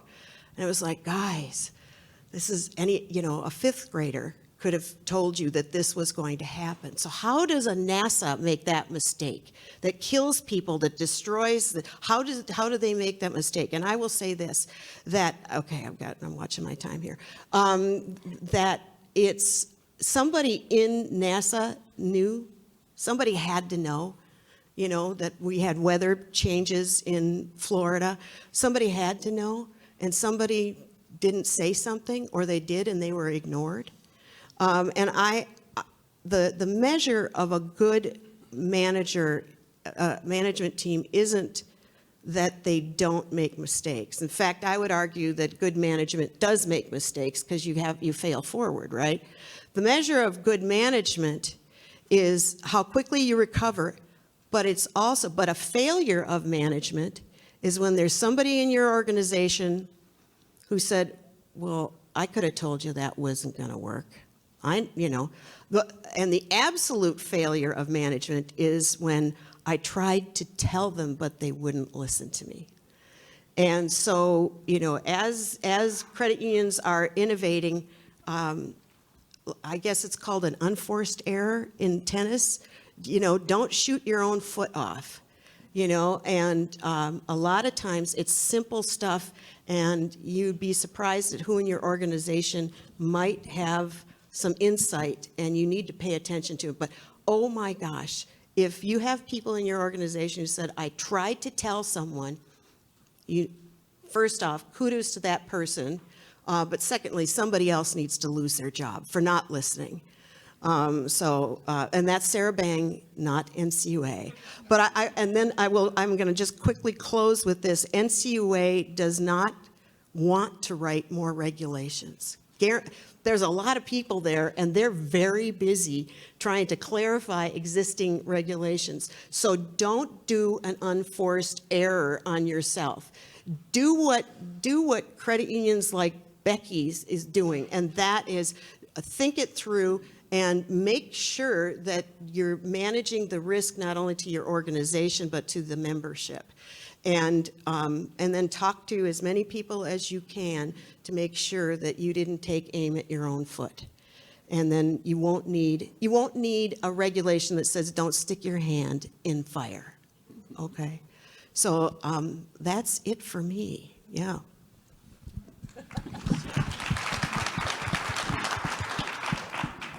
Thank you. Thanks for the opportunity to be here. I retired from the World Council in late 2021, and then in February 2022, Russia invaded Ukraine. And these were folks that I had worked with since the late 1980s, and so I was very much in touch with the Ukrainians, the Poles, about what was happening. And there were millions of Ukrainian refugees that came across the border into Poland. And the Poles embraced these refugees in large numbers. And the Polish credit union said, well, can you come over and can we sit down? Can we work out a strategy here to deal with this? Because for them, this was very personal. This was part of their history. This was right next door. Stalin had shifted those borders westward. And so many of the people from Ukraine lived in parts of the region that used to be part of Poland. And there was a short debate. These are refugees. They arrive here, they're not Poles. They're not part of our community. So you can't measure that risk. We can't serve these people. They're poor. They arrived with little or nothing. And some came with wads of Ukrainian currency, which within a week was worthless. And they didn't have assets. So, sorry, Sarah. Regulator didn't want them to deal with these refugees. They're mobile, they move around, they don't have a residency history, they don't have assets, they're not a good risk, they're not going to have any collateral. Well, the other financial institutions didn't want to deal with the refugees either. And they became subject to a lot of predatory behavior. Well, when the Polish credit union sat down and talked about it, they said, we're engaged with all parts of our community. We're engaged with the municipal, with the clubs, with people that take the refugees into our homes, and we're getting to know these people. These are people that want to work. They want a chance. And the Poles have this tremendous shared history, a sense of emergence from the old Soviet Union, a sense of kinship and family ties that go back for hundreds of years. Well, transaction income, if we serve them, is going to be minimal. And membership will have an increase in membership. Some of these refugees are going to stay here in our communities, but some are going to go back to Ukraine. That's why they're here in Poland, so they can go home at some point. And we have aspirations that Ukraine will join the European Union, and we're going to have this pan-European ability to do financial services across borders. But the bottom line really is, this is about our community. And these are people that our community has embraced to provide them with services and help them integrate, help them become members of the community. And so credit unions made a very strong commitment to invite the Ukrainian refugees to become members in the credit union, because what they're trying to do is not just help the refugees, they're trying to help stabilize and support their communities. Because as these people integrate, they get jobs, they become part of the community, then they minimize this threat, this concern about overwhelming the community with people from outside and giving them a prosperous path forward. John, you talked about the safe path. How ironic that on the other side of the world, in Poland, when the Polish credit unions talked about this and how to integrate these refugees, they talked about the pathway to safety, which became their foundation to lead this effort, integrating all the credit unions in Poland with the Via Stella. For them, that was the pathway to safety, to protect these refugees, integrate them, and protect their communities. Part that we have in common. So thanks for the opportunity to be here.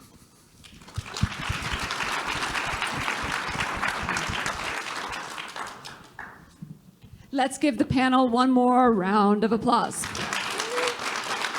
Thank you very much. Yes, you guys shared your stories, and yeah, we're going to have to ask questions in the networking break. Thank you very much. Let's give them again a warm welcome and thank you. Now we're going to move into a panel on relationships. Breaking up is hard to do. Yeah, we see this happening. We build, we form, we grow, and then we let go of relationships as we position for the future. It happens as we grow. Are CUSOs carrying the industry forward? Or are we limiting growth based upon our loyalty? What relationships need to grow and what need to go? Should there be mergers of CUSOs? Let's talk. Yes or no? First, I'd like to introduce John Clace, the President and CEO of Nimbus, to join us. Joining him on the Stay in Relationship side is Steph Luck, the VP of Sales for Trellance.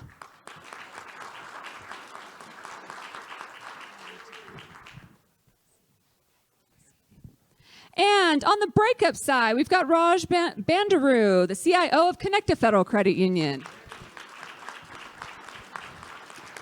And finally, Denise Wymore. She's Kevin Field Marketing Manager from Zest AI.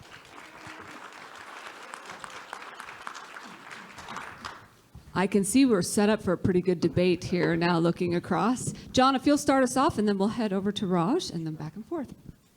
Good morning, everyone. Thanks for having me here. Welcome to all of our panel. And my teammate here, Steph, we are going to argue for the side of relationships, for staying, that there's more value in enduring than there is in breaking up. And I can tell you, boy, what a difference a year or two makes for me personally as it relates to this topic. So spent 30 years of my career working in credit unions, 15 as the CEO at Disney's credit union. They are a 100-pound gorilla, Jack, that you stood up to them. Good for you, right? But recently I've moved to president of Nimbus CUSO. And this is where I want to spend the next decade of my career helping credit unions work with fintechs. And our mission is just quite simply is to help credit unions thrive, help you grow. And there's just a lot of areas where we need to do that. Boy, I was taking notes as everyone was talking. And I couldn't help but think about the purpose of our CUSOs. I go back to, one of my colleagues here, Brian Lauer, and in his book, he talks about it's four things. It's return on investment, it's innovation, it's helping to get with scale, and growth. And that we have a lot of new players in our ecosystem that are helping us accomplish these things that we're forming CUSOs, and Nimbus is an example of one of those. And I think to be successful in relationships going forward, we might want to change out the golden rule. I know it's hard. It's time to put it to bed and adopt a new one. I'm going to call it the platinum rule. The golden rule says you treat others how you want to be treated. The platinum rule says treat others as they need to be treated. Right? And a lot of people in our ecosystem now, they're very different cats. I can tell you now, working on this side of the equation, right? They have different needs, and those needs are changing as they grow through their arc of development between starting a CUSO, its mid-stage growth, and later. And so being in tune with that, I think, is really important. And we can save more relationships. We can optimize more relationships by kind of taking that platinum rule. And I can tell you, when you go to business school, a lot of times they talk about be tough, negotiate those contracts, really hold their feet to the fire. And certainly that's kind of the minimums. I mean, we want to do those good things in our partnerships, right? But if we can transcend that, and this is in our DNA as credit unions, and help our fintech partners and CUSOs think about things that way, then we've really got something. We have a real competitive advantage to bring to the table, because by comparison, we're just going to operate differently than others. We're going to operate by the platinum rule.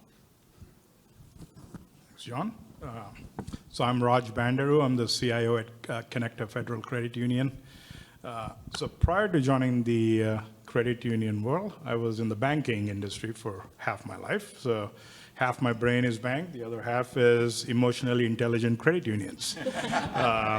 So having said that, so 10, 15 years ago, if you look at that time frame, right? So credit unions are trying to compete with the banks. Banks had the deeper pockets. They could invest in technology, build all this cool stuff, right? So at JP Morgan Chase, guess what? I had a development team bigger than Microsoft, right? So we could do cool stuff. Credit unions, no way. They can't even think about it. So CUSOs were the answer, right? So CUSOs gave them the ability to compete with the banks. But now fast forward 10 years or fast forward to now, we have a lot more options. You have a fintech coming online every day or every month, right? So we have a lot of options. So what that means is, from the standpoint, whether it's contractual, whether it's service levels, whether it's functionality, whatever the case might be, I have to look out for the credit union. So I have to go with what's best out there in the industry. What's priced at the lowest price point? What functionality am I getting at the lowest price point? The reason why a lot of the credit unions continue to stay with CUSOs is there's a loyalty factor, right? Hey, you're putting on the good credit union corporate hat, right? So let's promote CUSOs. They're in the credit union world. They're helping the credit union. So there's a level of loyalty. But if we start thinking about just our pure ROI and functionality and service levels, I have other options, right? So again, today, I'm talking about today. Maybe 10, 15 years ago, it was a different situation. So for me, it's all about, hey, where am I getting the best deal? Where am I getting the best functionality? So, and I should be nimble and agile and move between vendors, right? That's my take on it. And I live here in Las Vegas, right? So it's just like when I hit the blackjack table. Hey, I lose 4 hands in a row, I move to the next table. It's very simple till I start winning, right? So that's my take on the situation. Thank you, Raj. I'm Steph Luck. I'm the VP of Sales for Trellance. And of course, being a data and analytics company, I had to look at the data first. And I found it interesting that from 2020 to 2021, there was actually an increase in the number of CUSOs. So we're providing ourselves more options to choose from. At the same time, we know the number of credit unions has been decreasing, and in 2022 is down by 339. So I guess my question is, will there be an inflection point where the number of credit unions simply cannot support the number of CUSOs that are out there? And what I would propose is, we've all heard the term, those that grow together stay together. So could there be an opportunity, instead of breaking up, to instead grow together through mergers, and to look for ways that CUSOs could become somewhat of a super CUSO and find ways that we can complement one another? For example, of the, I think it's 1,012 CUSOs that exist today, about 470 are on lending alone. So no doubt each CUSO has developed its own specialty, right? Its own capability. And as an industry, we can't afford to lose that competitive advantage. So could there be a way that we instead combine forces and make sure that we keep that innovation in-house, and then make it, you don't even have to consider other fintechs, right? You don't have to think about that decision. It's a no-brainer to go with the CUSO and stay within our industry. And I think that would be a key consideration for us to look at how we can make sure that we continue to leverage this unique advantage we have, as Jack pointed out earlier, that we can have CUSOs in our space to remain competitive. That's a perfect segue for me, so thank you. You're welcome. Is Guy Messick here? Is he here? He's on the golf course. Okay. Guy Messick was fond of saying, if credit unions go away, CUSOs go away, right? And there are 3,000 credit unions that are going to go away if we don't change, if we don't work together and figure out how to save them. So I've been working 2 years ago today on this stage, but we were in a different stage at the Underground. We announced the CU De Novo Collective. How many of you in here know about the CU De Novo Collective? Yes, that makes me so happy. So we just got, we have a foundation. We got our 501(c)(3) approved last week, which is really awesome. But we started this because 3,000 credit unions, are under 250 million. I was at the CULA inaugural. I'm going to cry if I start talking about it. And I got to meet these women that are working so hard to keep a $30 million credit union afloat. And in the last year, I'm going to get all emotional. In the last year, I encountered, I worked with some very, very, very small credit unions, like under 100,000. Lots of these exist. And what I found was they're being held hostage by their core, right? They have 7 to 10 year contracts with the F word that will not allow them to get out. And for a very, very small credit union to get out of a 10-year contract it's a bar tab. It's really not that much money. But those are the relationships that we need to break up. We need to find a way. There needs to be a CUSO of CUSOs, which, by the way, is in the works. And I want to thank Jack and Shauna for opening up this event to small credit unions. This is the first time. Becky, how many small credit unions do we have? More than a dozen small credits. They've never really had small credit unions attend in the CUSO before. But Becky Reed coordinated 2 events. Tomorrow it's lunch. You can either have regular lunch or you can have world-changing lunch and come to this meeting talking to small credit unions. And then the following morning it's breakfast. And we are really looking at forming a CUSO of CUSOs. We're calling it Revolution CUSO, so that we can make affordable core processing and all the back office for credit unions. The 6 cooperative principle. Anybody know what it is? 6 cooperative principle. Cooperation among cooperatives, which is what CUSO is, right? And the reason that we're here, and if we don't embrace that 6 cooperative principle, we will lose 3,000 credit unions. We will. And we've got the data, right? We know 181 credit unions merged out of existence last year, and 83% were for expanded services. Guess how they can expand their services? Through the CUSO, right? So, Revolution CUSO, who's with me? Let's do it.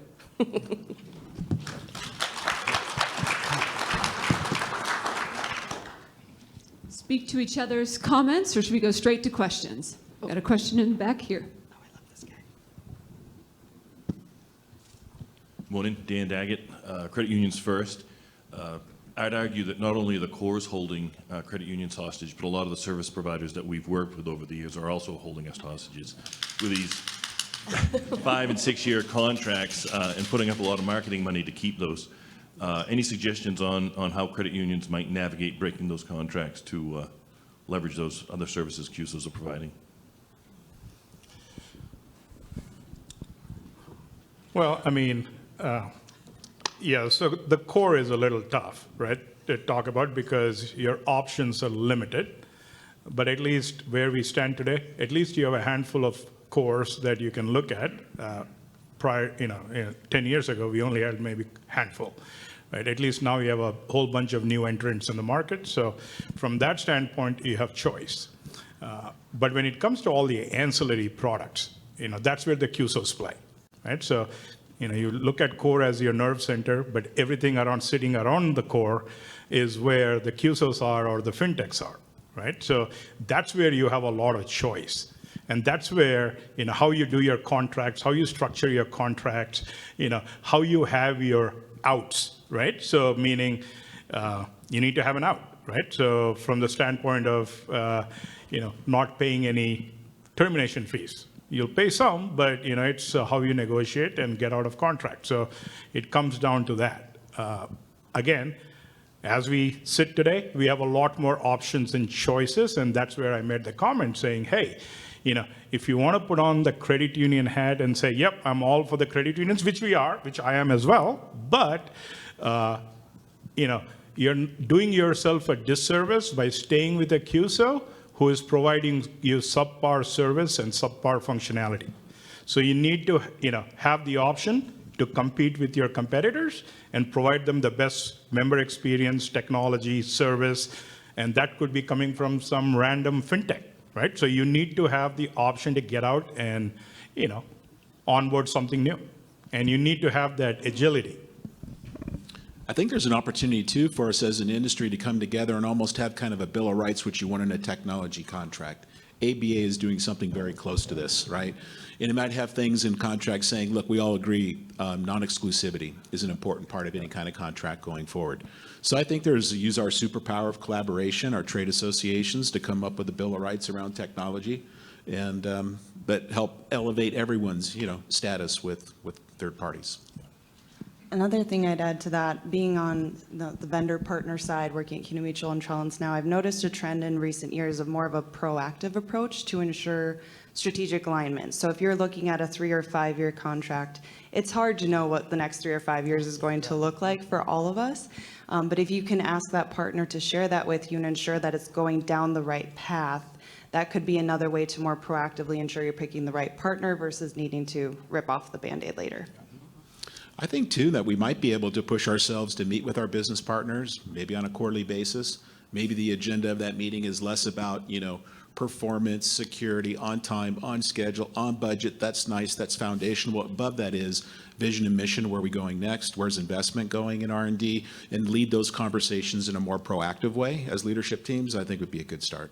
So John, just to comment on John's point, right? So yeah, CUSOs and fintechs. Unfortunately, where we are, if you were developing a product yourself, you kind of know the ins and outs of that product, what works, what does not work. But when you're in bed with a CUSO or a fintech, you have no idea what that product does, because the sales guy is going to say, hey, everything works, right? Everything's great, whatever you need, right? Till you actually see it and implement it. So that's where you need the out. Right? So from the standpoint of service levels or delivery or functionality, whatever the case might be, you need outs to get out. Having said that, they'll talk about strategy and technology roadmaps. Yeah, strategy is only as, a strategy is great. Okay, a strategy is a pipe dream without execution, right? So unless they deliver on what they're promising, what good is a strategy or a technology roadmap? Right? So that's why the credit unions need to be nimble and have the agility and the contracts bulletproof so that you have an out. Yeah, it kind of makes you feel like free agency, right, is what you're looking for. And rarely does that work out well. So you do need to have contracts. You do need to be able to exit in something that's unhelpful, or if there's a player in the ecosystem that's an invasive species, for sure. But on the whole, more times than not, partnership, collaboration really is the way forward. But I think we need to partner harder. I mean, much harder than we have before. I mean, we need to be meeting with our partners and talking about what do you need to start doing, continue doing in the next 90 days, very specifically, to keep this relationship strong and growing. And giving that kind of care is important dialogue. And so when we talk about the Revolution CUSO, the first thing that we discovered was the core is key, right? The core is key, and how we talk about that. And we are here really, to blatantly ask for cooperation among the CUSOs, CUSO for CUSOs. So imagine if we could cut the cord for those small credit unions, get them on a good CUSO core, I don't know, that's cloud-based, and then, but then they need all the other services. And when you're $1 billion credit union, no disrespect, but it's totally different mindset, right? 3,000 credit unions are just looking at the basics right now. We just need a core. We need a core provider. And then from there, once we're all speaking the same language, because that's all our research, it came back to that. Once they're all speaking the same language, then it's easy to share. So understand, we lost 86% last year for shared services. So if we can use the CUSO model, CUSO of CUSOs, Super CUSO, Revolution CUSO, to share those, which means we have to come to all you all and say, give it to us free or discounted. Well, and the CUSO that we're looking at is not going to give it a return. It's going to be truly an investment in the future of the credit union movement. Because again, if credit unions go away, CUSOs go away, and we are on that path right now. Hi, I'm Melanie Kennedy. I'm with Southwest Financial. We're an $80 million credit union. One of our new strategies that we have really latched onto, that not all of our partners have latched onto yet, is we're asking up front for 0 deconversion fees and term for convenience. And if they choose not to do that, then they might not be the right partner. We feel like it really helps from a partner perspective. One, I'm looking for a partner, someone I can grow with. Right. Two, it lets us know how much they really stand behind their product. Yeah, that's great. Hi, this is Phil Dupree from Origins. Raj, I just wanted to comment on your comments, and I agree 100%. You've got to be best in class, right? And today with APIs, you really can mix and match. One of the conversations that I had with Keith, who was our chairman, right, your CEO on our board, he's like, Phil, I want you to get into these services, and again, you got to be best in class and compete, because I don't want to be Fiserv. That what value do you see, knowing that you're a CUSO, knowing that our end game is not some event, is there value there when you kind of compare and say services are equal? Does it give you a leg up? Oh, absolutely. I think John kind of got to that point, in your last comment where you said the CUSOs were, okay, so they felt like, I personally felt like the CUSOs said, okay, so we have a good customer base of credit unions, right? Credit unions are not as pushy, right? So the CUSOs could have taken a, backseat and, done innovation at their own pace. That's not the case anymore. You have to innovate at the same pace as the rest of the industry, right? You cannot fall behind, right? And to your point, yes, so if a CUSO, with all its benefits to the credit union world, can also innovate as fast as the next fintech, then you're good to go. There's no reason for a credit union to leave. There's behaviors, though, that are inconsistent, and I've only got to see them in the last couple of years in my role, Phil. And that's when we go in and talk. Many times it's the number L2, L3, L4 in the organization, and it's not horizontally across the organization. Rather than if this is strategic, if this matters, then it's all the way back up to the top of house. That cross-functional team is in there with the different disciplines, from security to finance to technology, right? And you're partnering really hard with your technology partners. And sometimes I don't see that. And so it's good gut check for all of us to say, hey, it's a cross-functional. We heard that earlier today too, all the way back up to, the executive team, learning in your understanding of who your partners are, who your choices are, and you have better outcomes through that for sure. I have a quick question for you over here, and then we've got a couple having too. I find that there are several business partners entering the industry that know nothing about credit unions. One of the reasons I absolutely love Sarah Bang's role with the regulator, right? In the fact that, so it's this balance of relationships and keeping people and not being locked into contracts. On the flip side, do our vendors need to step up their game and actually know the industry when they come into it? Yes, they do. Yes, Mike.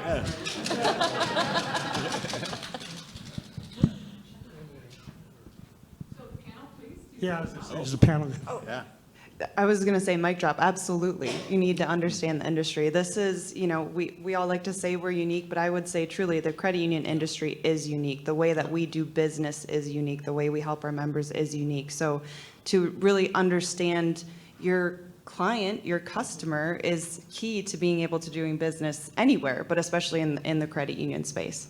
More innovation on the integration side. So Nick, Venture Tech, what you're doing, bringing fintechs in, you have a boot camp day where they get to, hear from credit unions what matters, how to think about it. More of that is just super. Yeah. So when I worked with CUSO, I'd get contacted by a lot of folks that were trying to break into the credit union world, right? And they'd be like, we want to, be a part of CUSO, and we want to, break into the credit union. And I would describe to them that I think credit unions are like a friendly mafia. Right? They're a friendly mafia. And so I said, if you understand, don't use the word customer, we speak a certain word, tribe, right? But we're really a mafia.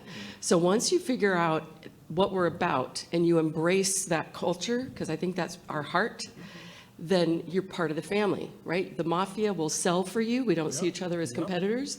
There's nothing like us, right? But like the mafia, if you screw with them, right, you're dead to me. And I've seen vendors that come in and try to cherry pick the billion-dollar babies, and then they go all bank on it. Nope, can't, and the mafia will spit them out. What So else I can we, love that. and what else can we do to accelerate, the partnership advantage? And I think that would be more of us who are sitting in this room go to work for fintechs, right? You can speed that up by saying there's this melding of together and this knowledge base that needs to share, like who we are and what we do and our values and those things. But also from them, where they're at in their stages, we need to understand and learn. When you're at a certain stage in technology, it means certain things about what you can do and what you can't do. And that's us coming in that direction to learn a little bit more about that. That can only help, right? There's a question here. To pick up on Vic Pantia, to pick up on Denise's role in terms of talking about CUSOs coming together to help and collaborate in business models that will support de novo credit unions and small, medium-sized credit unions that may be struggling. If anybody would like to talk about it, I've worked for a large part of my career with 3 CUSOs that have specific pricing models built and designed for de novo credit unions and for small and medium-sized credit unions that basically subsidizes the credit union owners of those CUSOs have said it's part of our role as a successful CUSO to help those that are struggling. And so in the case of CU Answers on the core side, they don't charge anything for the first 2 years of business. They pick up 100% of the core processing, member-facing, back office support roles for those de novos. So if anybody would like to learn more about it, Denise and I have been talking about it for years, so. Yeah, so come to the breakfast and the lunch. The lunch is tomorrow, breakfast is the next day. Or you can be in that other room. Hi again. It's John your choice Taylor. and we'll judge you. John Taylor, CU Soul. Denise Wymore, fan club manager. Taking more applicants. Having started my career at the U.S.'s oldest CUSO, the Maine Credit Union League Insurance Trust, and knowing that there's a lot of different, what Dan Daggett said, different agreements that are out there, I would just say right now, eliminate all evergreen clauses in your contracts immediately. That only serves the vendor, that does not serve the credit union, and so many credit unions lose an opportunity to make a positive change for their membership, number one. Number two, understand what relationship is the most important one, I think, which is your relationship with your members and your relationship with your staff, not your relationship with your vendor partners. Because at the end of the day, who are you working for, right? So I would just say that's a little piece of advice.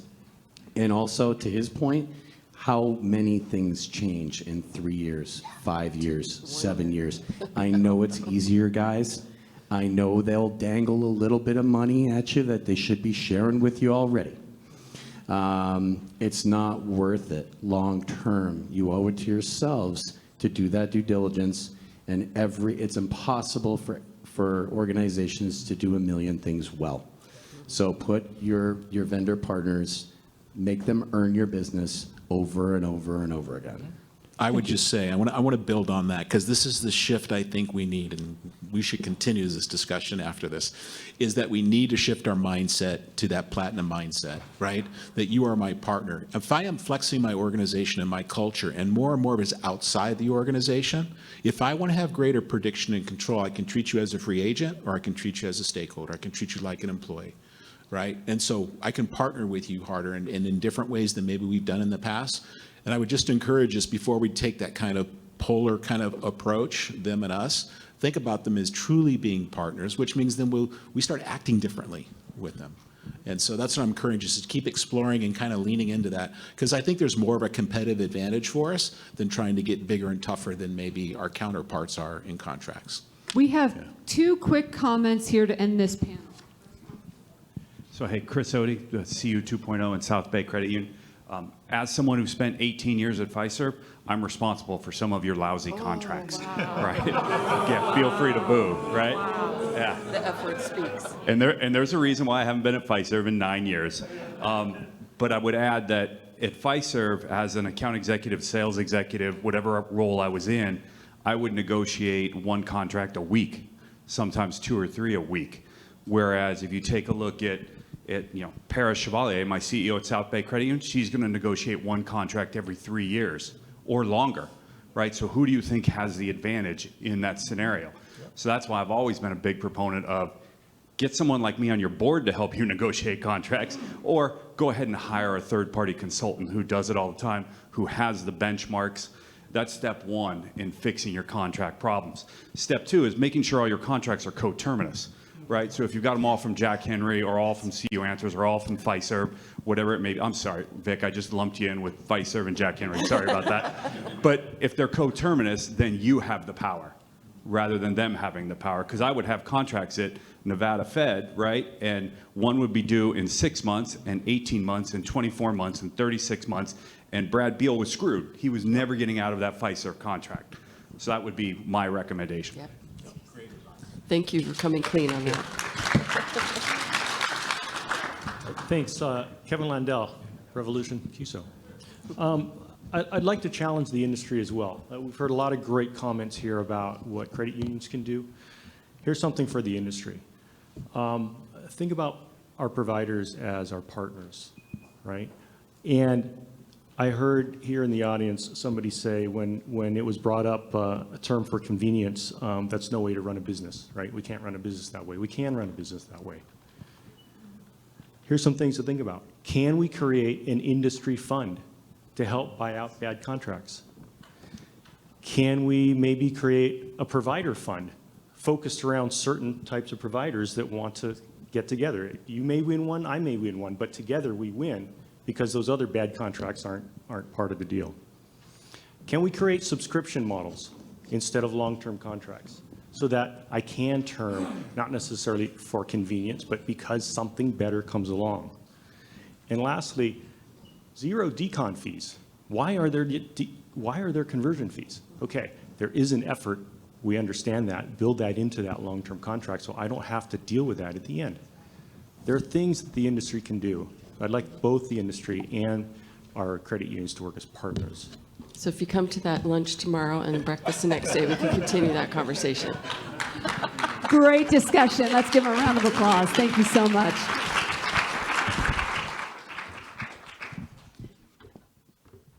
I'd like to introduce our final topic and panel, and that's around compensation. You have to pay to play. Is the model for CUSO compensation equal or similar to those in credit unions? Or do we need to pay more for specific talent? Like the Jerry Maguire theory of show me the money. I'd like to bring up our panelists now. First, on the compensation side, we have Phil Dupree, Chief Revenue Officer for Origins, joining us. Next, we have Lynn Dufresne, the Senior Account Executive at Visa. And we have, on the impact side, we have Amber Harson, the CEO of Prodigy. And our final panelist couldn't join us last minute, and so guess what, Amber? I'm joining you in this process. I know you guys are in trouble. I brought in a ringer. You bought a ringer. Brought a ringer. Okay, thank you for having me. I'm Phil Dupree. I'm the Chief Revenue Officer for Origins. I actually am celebrating my 6-year anniversary today, so I found a great role.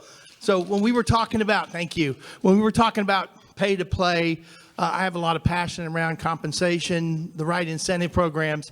I understand both sides, but I took the position, you got to pay to play. Today, there is a war on talent.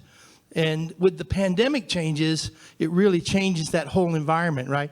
I look at it a little like Match.com. If you're trying to find some partner within your area, you're limited. All of a sudden now, all those geographic lines disappear.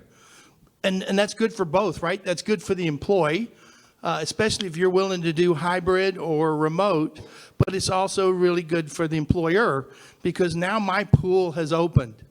But I would tell you that I do believe that you have to be competitive, whether in a total comp, you know, we say show me the total comp package, right?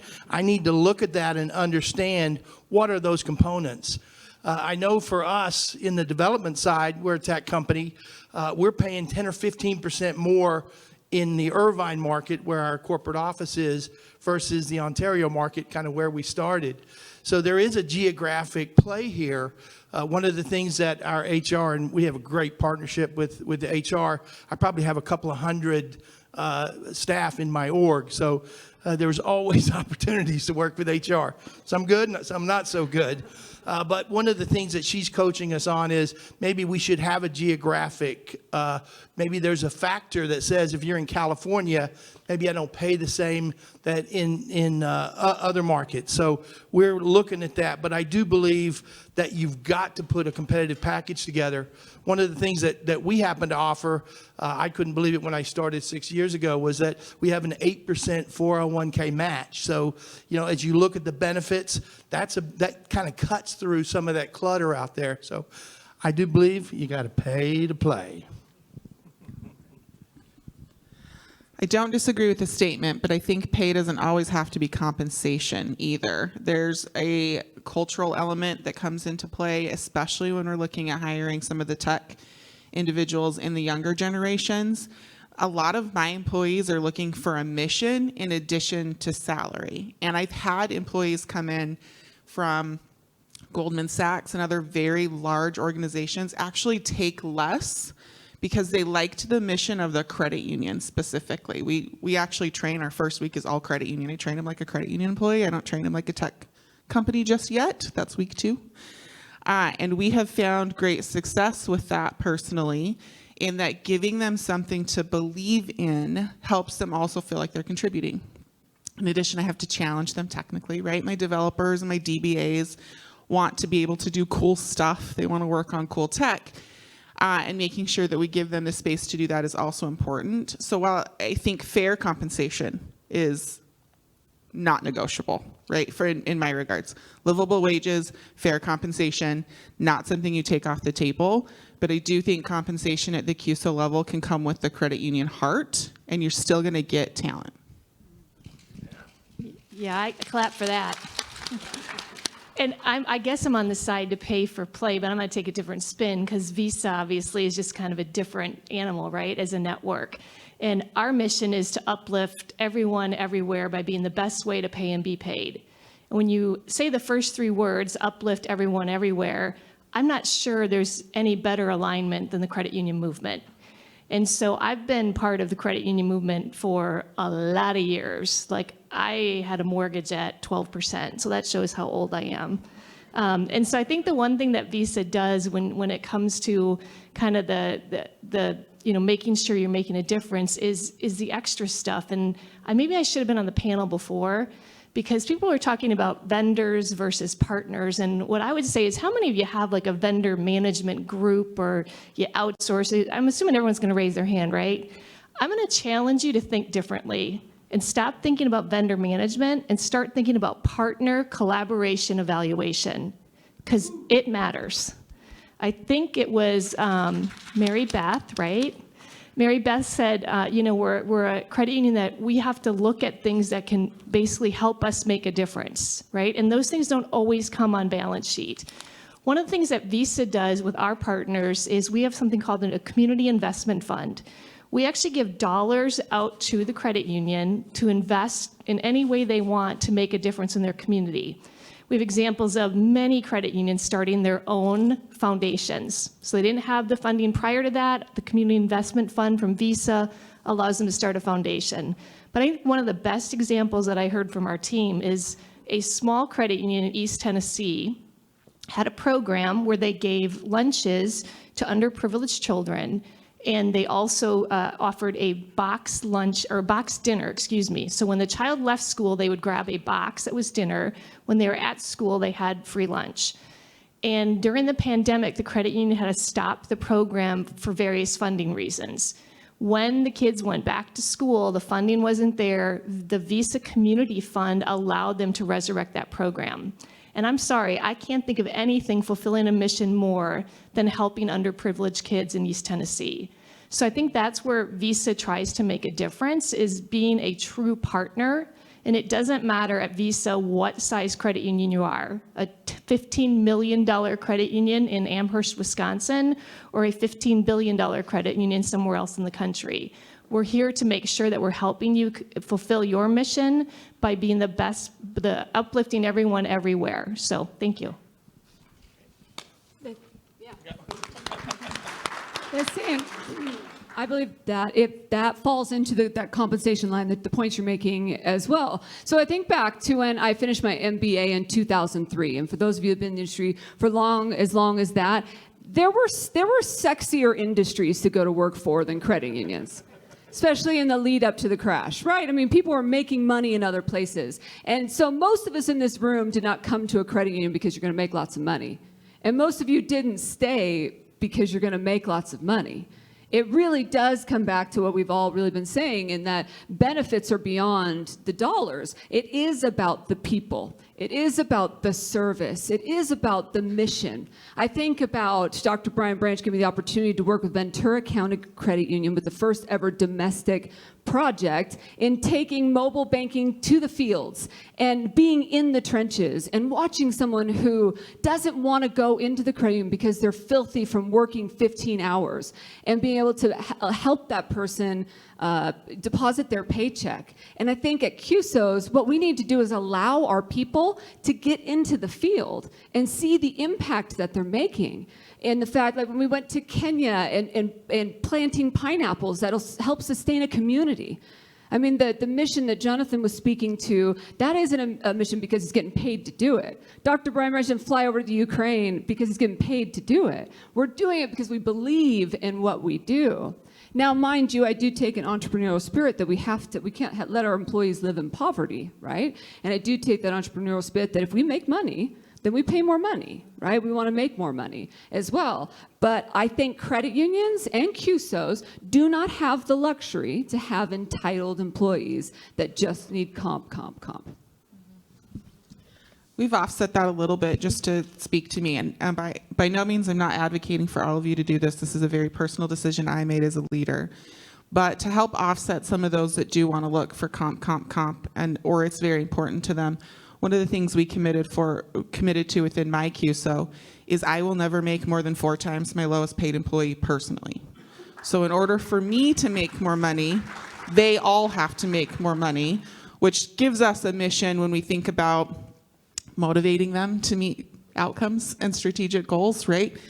That is a direct result of them being able to have, the direct result of that would be them having increased compensation. And then I, at the last person down the line, will take benefit from that when it comes due.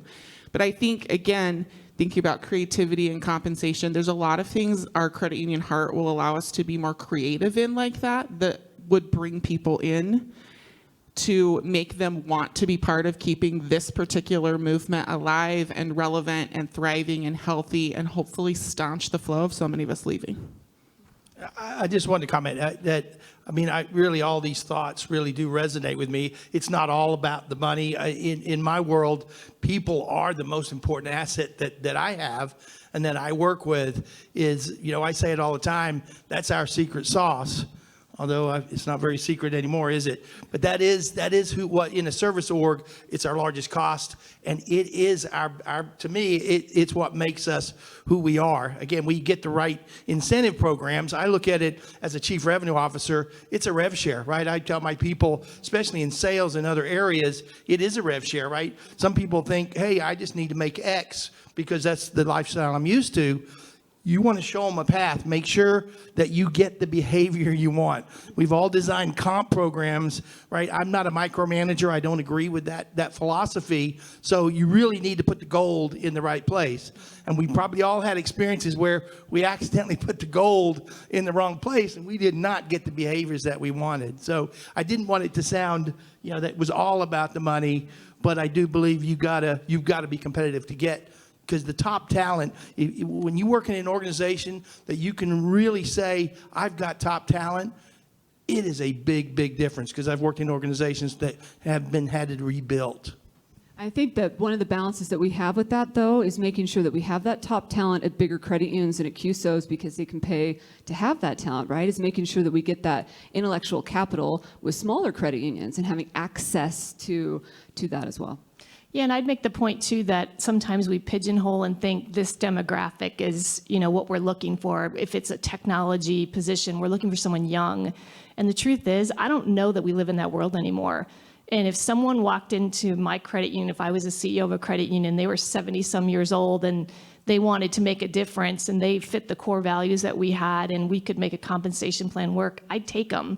And I don't know that that happens every day anymore. I think we do tend to sometimes pigeonhole. I heard someone say, well, older folks don't really use as much technology.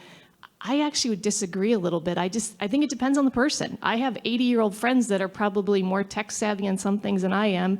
And then of course I have 7-year-old nephews that it floors me, the amount they use technology. So I think it is important that we really just get to know the person and figure out, do they meet the values that we're trying to achieve, the mission that we're trying to impact? And I think that's really more critical sometimes than just, dollars and cents.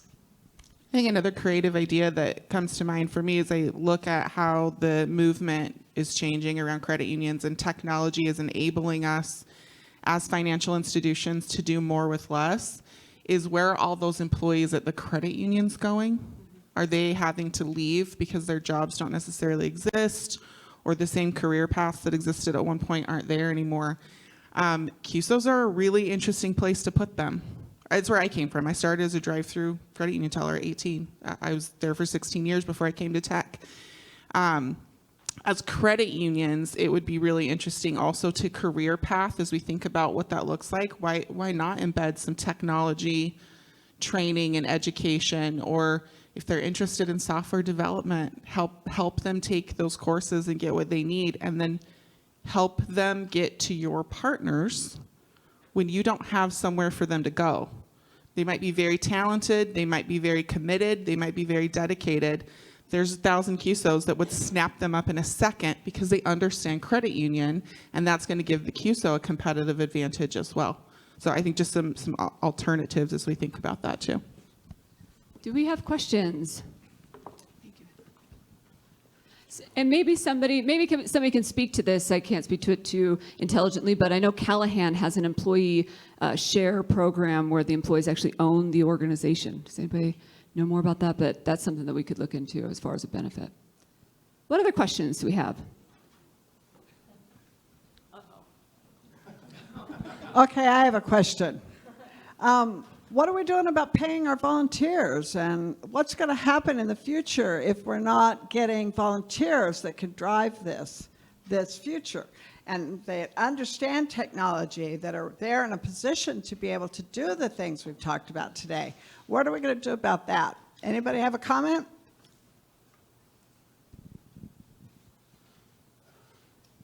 Well, I'm so glad I stepped off the panel for you guys for this. Yeah, I can't speak to the credit union industry, but I will say something creative that one of the local hospitals, I'm from Green Bay, Wisconsin, by the way. No one's talked about the NCAA, or everyone's talked about the NCAA, but please know that Wisconsin Badgers men's basketball tomorrow, or Tuesday night, semifinals, yes. They didn't fare so well this year, but hopefully they'll pull it through. But one of the hospitals in Green Bay for the volunteers, blows my mind. If you go and you, I guess it's valet park people's cars for the big hospital, they actually give you free health care insurance. So imagine if you're one of those people during the pandemic that's decided it's just time for me to do early retirement, but what weighs on your mind is you're not old enough to have Medicare. This is an option, and I've talked to their CEO, he said it's crazy. Their volunteer base has exploded. So really something very creative outside of the box, and I'm sure very rewarding for the volunteers as well. Yeah, I have just a quick question. Do you know if there's any data out there around paying CUSO executives? When I was a CUSO executive at Veridian Credit Union, my CEO called Guy Messick and said, how do we pay CUSO executives in the industry? And I think Guy's response was, there's no research, just pay him like a senior VP. And so it was as quick as that. Are you guys basing any of your pay structures around any data in the industry, or are you just doing what your own organizations have done? We found the same thing personally. I'll just speak for my CUSO. We found the same thing when we were examining executive salaries for us, that there wasn't as much data that existed for how to compensate CUSO executives, especially tech CUSO executives. I think because the markets are really different, right? You've probably experienced this. Software developers make more than a lot of credit union CEOs, right? Entry-level software developers make more than credit union CEOs. So I think for us, we really identified that that scale was probably not adequate over time to actually get the benefit that you might want from your technology partner CUSOs, and that you probably needed to go outside of the market and look for data around other software companies that existed. So I agree, that's actually a struggle. I wanted to say one thing, and then we have one question in the back, but I wanted to say one thing also about Sue's question, and that is most of us as CUSOs have paid board members because they're getting paid at their own institutions, right? And they come with, they're also owners and many times sitting on the board. But in our credit unions, it's a very valid point and something that we need to be thinking about if we're going to hold them to that standard. Yeah, so my mic's on? Just keep talking and then it'll come on. It's like magic. So Sue has a great question about board members, and Jen's in the room. Jen Oliver used to be our CEO at South Bay Credit Union. I've been on the board at South Bay since 2007, 8, something like that. There's only one person who's left from when I first walked onto that board, and there were 9 firefighters and me. Right, or 8 firefighters and me, right? The board was useless, right? It was all people that had the same job, did the same thing. Now there's just me and one other person left on the board, and the way we've had success doing that is going after, it's actively recruiting, it's selling, and I am a career salesperson, so it kind of comes naturally for me, but it's finding the board members with the skill set you want and approaching them. Don't wait for them to come to you. If you wait for people to come to you, you're going to get the dregs, right? Like, you don't want that. Go out and be proactive about it or be purposeful about it. And the low-hanging fruit or the incentive for the younger people is resume building, right? We can't pay them in the state of California, right? You can only pay them in, what, Pennsylvania and Oregon? Indiana. Thank you, Vic. And so it's the resume builder, right? If I'm 30-something years old and I'm on my way up in my career, how good does it look on my resume to say that I'm on the board of directors of a financial institution? Right? Never mind that it's 9,000 members and Chris Odie's the chairman. Don't pay attention to that, right? But I'm on the board of directors of a financial institution, and we've had some pretty good luck. Like, Jen, how old was Steven? Steven was 20-something? 20-something? We've got your current 28? Yeah, her current chief marketing officer was a board member, and that dude can't be 35, right? No, maybe a little older now? Okay, Odie was on the board, he was much younger. So that would be my advice on how to answer Sue's question. Let's give this panel a nice round of applause.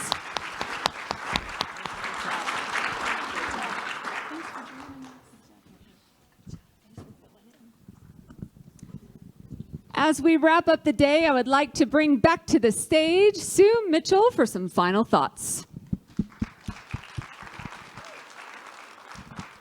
Okay, so I know you've got a conference to attend now the next few days, and I know this was a little bit different, this format, kind of a conference within a conference. But what I encourage all of you to do is to recognize you need to have these tough conversations. You need to ask questions, and we were a little hesitant when it came to, okay, how do we respond? Yes, I agree with you too. Yes, I agree with you too, because we do. Frankly, we're a kind of middle-of-the-road society, a lot more than we realize, and there's a lot that we agree on, and there's a lot we need to have conversations about. But having respectful discussion is what this is all about. The questions that we want to be asking right now, will we be in a position to invest in the future? We have some issues. It started last week. Within the last 2 weeks, social media played a significant role in that transition. Are we ready for those types of responses? Those of you that were challenged today, if you don't have people that understand the credit union movement, you're not going to get very far in the credit union movement. And for those of you that are CUSOs that are owned by credit unions, the same thing goes for you as well. We have to modernize the way we look at our credit unions, and the CUSO environment is going to consolidate if we don't get better at this. So I'm saying this not from the standpoint of, hey, I have the mic.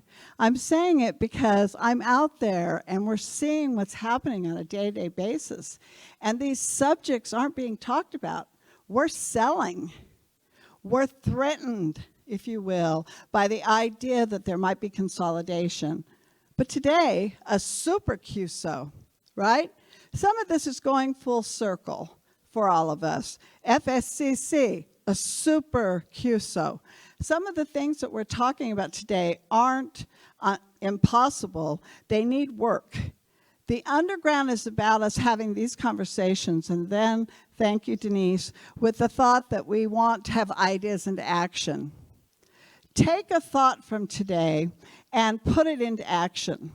We're going to be releasing the video, and so you'll have a chance to share it with your colleagues, with people throughout the industry. We're also going to have a white paper that will summarize some of these points so that you can turn around and you can talk about it. Bring it up to your boards. Bring it up to your employees. Have them watch some of these segments. And I'm often asked, why social mission, Sue? Why do we have a conversation in the middle of conversations about what's happening in domestic violence, what's happening with small credit unions, what's happening in Russia, what's happening and how does that affect our credit union system? Because we are an ecosystem, and we are for change, and we are for giving people equal access. That's what this movement's all about. And CUSOs, you're a vital part of that. And our fintech space needs to understand the CUSO philosophy. So the underground will be at Money 2020. And we're going to stir it up. We're going to bring credit unions here. We want you all talking. We want to talk about our place in money. And we want to seriously take a look at what it's going to take to vet and to stay current. So I appreciate everybody being here. Go have some fun at CUSO, and we'll see you throughout the conference. Thank you.